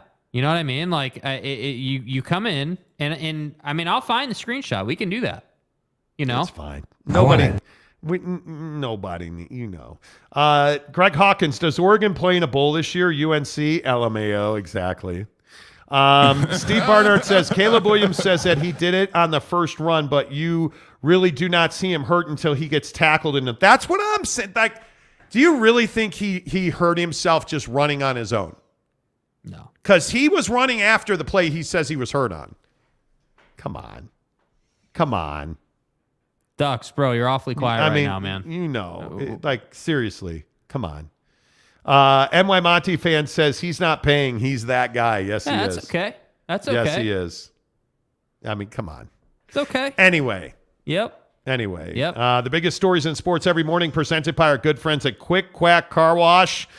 Make sure you tell them you heard about it on the Monty Show when you get to Quick Quack Car Wash because, folks, I'm telling you again, small business owners, Quick Quack Car Wash, those guys are all entrepreneurs at Quick Quack, and they're good people to do business with. And that's what, if you remember anything I tell you about Quick Quack, the people that work at Quick Quack are really friendly people. You know, like you roll up there, they're smiling, because you don't have to deal with one of those electronic kiosks. You deal with somebody that, hey, you tell them, hey, I have a wash pass. They take your license plate, boom, done, right? Hey, I don't. Okay, here's my card, payment, done, boom, gone. Hey, they're super busy. You're still through in 5-7 minutes because they move the line through and the people are smiling. They're friendly. The guy that sprays off your car and at the beginning of the tunnel, you always get a wave. He directs you onto the track. Like, they're friendly people. You don't mind going. You love bringing the kids because there's all those colors, the different colored soap that falls onto your windows. Like, it's a good experience. That's the thing that's what brought me to Quick Quack. And that's why we wanted him on the show so much, because you feel good going to Quick Quack. You feel like hey, I got my money's worth. Absolutely economical. My kids love it. I got in and out in 5-7 minutes. I get free vacuums. I get free towels. Like, it's amazing the experience you get when you go to Quick Quack Car Wash. They bring you the biggest stories in sports right here on the Monty Show. Right now it is that duck season is checked in and he is refusing to pay. Yeah. He is refusing to pay his $100 tab that he put forward. Yeah. It's crazy.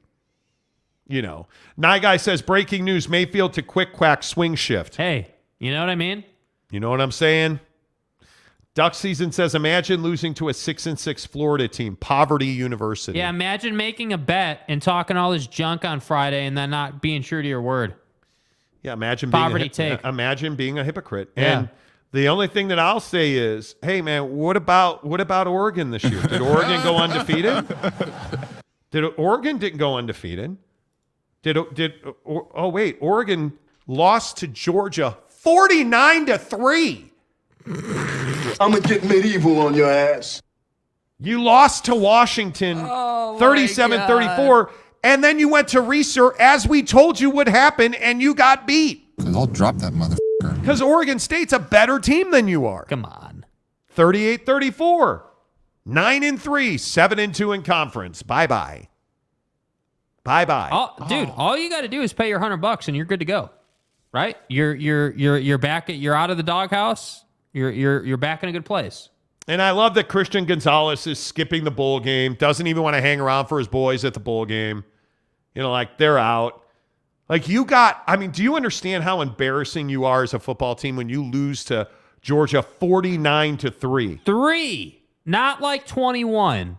3. You didn't score a touchdown, but Bo Nix is the best quarterback in the entire country. Yeah. 21-37, 173 yards, 2 interceptions. His QBR. All right, we're going to move on here. His QBR was 59. Yeah, that's code word for average. Good job. You're gonna run smack about losing to Florida. Yeah, come on, guy. But you got beat 49-3. All gas, no break. 49-3. And congratulations on that December 28th bowl game at the San Diego Bowl. at the Holiday Bowl on December 28th. Let's go somewhere. Oregon's back right where they've always been. Which they're not. Not winning big games. Never do you win big games. I personally would like an apology. Good job. Thank God Bo Nix is here. Whoo, man. Whoo, boy. Thank God. Yeah. Yep. Tanner T says, Ducks, what's the excuse for Oregon State? Oh, no, go up. Go up to the credit card comment. This one? No, up a little higher. Up a little higher. Okay, here we go. My credit card is declining because it's showing a potential fraud alert on this podcast in the Utes. Yeah, right. That's what it is. I'm sure. That's what it is. I'm sure that's what it is. Can I just get one person, I don't care who it is, to donate 1 cent? I just want someone to tip us 1 cent just to prove that the tip function works. I just want 1 cent, please. Yeah. Come on, guy. Anyway. Come on. Anyway. Come on. It's fine. Oregon State got lucky. In a half-full Reser Stadium, they got lucky. Please. Anyway, it's fine. All right, real quick, let's get to some non-sports stories because, you know, it is what it is. Duck season, dude, you're so predictable. It's so disappointing. Yeah. It's so disappointing. Come on. You know. Our non-sports story of the day presented by our good friends at TryDayTrading.com/Monty, TryDayTrading.com/Monty. Make sure you check them out. Day trading is absolutely the best scalable side hustle you've ever had. Get off that side hustle hamster wheel, whether it is DoorDash, whether it is Uber Eats or Uber or Lyft or Amazon FBA. Get off of your side hustle grind and get to TryDayTrading.com/Monty and watch the free webinar. That's all we're asking you to do. We're not asking you to pay us money. We're not asking you to make some big financial commitment. Just go watch the free webinar and then make a decision, because I think what you're going to see is that TryDayTrading.com is the best in the business at making you a prolific day trader. And when I say a prolific day trader, what's that mean to you? What that means is, the bottom line is, you're going to make $1,000 a day. You're gonna make the money that you've always talked about making. If I said to you, hey, in the next 10 trading days, in the next 10 business days, if you could make $10,000 in the next 10 days you go to work, you can make $10,000. Would you do it? You would say, absolutely. So go to TryDayTrading.com/Monty. Hey, I'm having trouble affording my Christmas gifts. TryDayTrading.com/Monty. My credit cards are maxed. I can't afford it. TryDayTrading.com/Monty. Hey, what are you doing for the holidays? Well, we got to stay home. You know, we're going to have to be really conservative this year. XYZ is the reason. TryDayTrading.com/Monty. Stop living that life that you're convinced you'll never end and start living the life you've always dreamed of. Chase your dreams. Believe in it. Work for yourself. Stop chasing that paycheck at TryDayTrading.com/Monty. Make sure you tell them Monty sent you to TryDayTrading.com. Jake, Amazon is going to start charging restocking fees on returns. Good plan, bad plan. Well, here's the deal. So, I mean, I don't even think it's a good or bad thing. I think it's what they have to do. I don't think they really have a choice. And the reason for this, and I don't think many people realize this, 60% of Amazon's business is done by third-party sellers. Yes. Meaning that you have just a random person who is selling product on Amazon through their Amazon store. And that's not a bad thing. That's actually a great thing. It provides a lot of income for people. Like it's the essence of our country in a sense. But what a lot of people don't realize is that when you buy a product from a third-party seller, open that product, put it together, you find out it's not for you, whatever the product is, you put it back in the original box, you send it back to Amazon thinking, okay, hey, let's just say, I spent $1 on this product.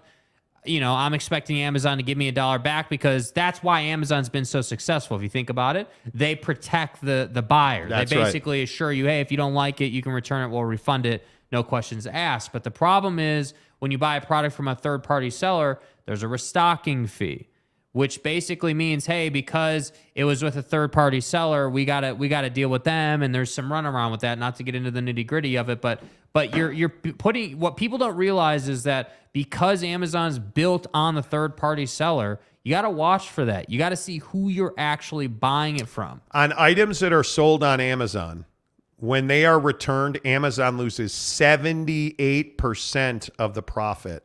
Yeah. On items returned, because what people are doing is they are returning items opened, broken, without all the pieces. So Amazon is essentially stuck with that piece of merchandise. Yeah. So they lose all of their profit. It is a huge drag on their bottom line. I think it's about time. I think it's way too late. Amazon should have had restocking fees years ago, and I'm glad they have. Real quick, by the way, duck season decided to give us 99 cents. Oh, okay. So now you have $99 and to 1 go. penny to go. Yeah, so you're working your way back now. Greg Hawkins gives us a $20 tip. Thank you. Hooterville, Texas gives us a $2 tip. Thank you. Perfect. Thank you. It works just fine. It works just fine. You know what? You know what we could do? Since Oregon is such a poverty university, why don't we start a fund on the show? Everybody can pay duck season out of the poverty position that he's in. Stop it. What do you guys think? Stop it. Anyway, talking about Amazon, let's see. Ruff's official says Amazon is going to lay off 20,000 employees. Democrat voters get what they asked for. Ruff's official, on brand. First of all, Amazon is not laying off just 20,000 people. Yeah, we're going to lay them off. Amazon is laying off people in their device division because Alexa has cost them billions of dollars. Billions and billions and billions of dollars. And I think, again, Amazon is not insulated from the economy. Amazon absolutely has to act like a normal company, which is what they're doing now. This is very different than what Elon's doing at Twitter. Yeah. Right? Where Twitter's lost 80% of their advertising revenue because companies don't want to advertise on Twitter anymore. This is very different. What Amazon's doing with their layoffs is they're eliminating redundancy, like all of their device division that costs them so much money. Like, you're not going to continue to hire people to try and fix Alexa when it's just throwing bad money after bad money. But what happens is when you eliminate a device division or a group in a device division, there is those employees, their managers, the recruiting function, the recruiting machine that hires and backfills those departments. That's what's happening in Amazon. It's not like Amazon's like, oh, we're going out of business. It's not like that. Amazon is finally getting their business back in line. These restocking fees are a perfect example of how Amazon is, really tailoring their business to be more profitable, to be smarter and more in line with what they should have been doing all along. Yeah. Because Amazon made so much money through the pandemic. I mean, they became so bloated through the pandemic that you were eventually going to have to lay people off. Like, you look at their retail. Amazon's layoffs in retail has the Amazon Prime stores, or whatever they call them, where they sell items that you can get on Amazon, the hottest items on Amazon. They had these retail stores where they were selling items that were huge losers. So they're closing their retail stores. Like, buying Whole Foods was a huge loss for Amazon. Yeah. So they're going to restructure and curtail that business. Amazon's not just laying off 20,000 people because the bottom line says so. Yeah. And Ruffs, you can have your narratives or whatever you want. That's not at all what Amazon's doing. Yeah. Like it is the hard part about being, and Jake and I have done Amazon FBA, which is basically a third-party seller. The hard part is when you're you do FBA, you are paying incredible fees on merchandise. Like, they charge you for shipping. They charge you for warehouse. They charge, like, all this stuff. Yeah. They take a percentage of your sale. Like, that's why we always say about trydaytrading.com, like, you shouldn't be doing Amazon FBA because the hours that you waste are valuable hours. Like, everybody that works a side hustle, you better understand what you're worth on the hour. When we were doing real estate and flipping houses, we valued ourselves 7 years ago at $250 an hour. Minimum. That was our minimum. If we weren't going to do something that was going to make us $250 that hour, we weren't going to do it because there's something else we should be doing at that rate. Yeah. When you're doing a side hustle, you better understand what your hourly rate is as a person, Because when you do Amazon FBA, it kills you now because they've completely restructured the fees. So it's really expensive. This is, the issue with buying Amazon return crates is that everything you get is broken. So you go in, the best deal we ever got on an Amazon return were these propane heaters, but they were all missing this little aluminum valve. So what did we have to do? We had to go to Walmart and buy 5 valves to include with the heater so it would work. That's the stuff that you get from Amazon. It's a real pain in the ass. And so it is tough to be an Amazon third-party seller. Yeah. There's no doubt about that. It is absolutely a grind. But why does everybody do it? Because people would rather do business with Amazon than with, like Nike has an Amazon store. I'd rather do business directly with Amazon or directly with Nike. That's an odd fit for me. But dude, if I need a phone case, I have the best phone case for my iPhone. Where did I get it? Amazon. Where do I get my Rockstar? Where do I get my Rockstar Recovery? Amazon. Where do I get my protein bars? Amazon. The only nutrition thing that I don't get is I get my Surge supplements at Max Muscle. Max Muscle in South Jordan. Just went right out of my head. Yeah. But I think Amazon is absolutely a brilliant business model, and I really hope that they are. I really hope that they are in it. Yeah. And I really hope that FBA eventually, becomes more reasonable. It becomes more reasonable because so many people rely on it. Yeah. 100%. How much do you overspend on Amazon, do you think? Because I think I overspend on Amazon. But the things that I subscribe to, because I have a bunch of things I subscribe to that I get every week or every other week. But I look at, that's the stuff I overspend on. I look at, I just bought these Supreme shoe boxes for my shoe room at home.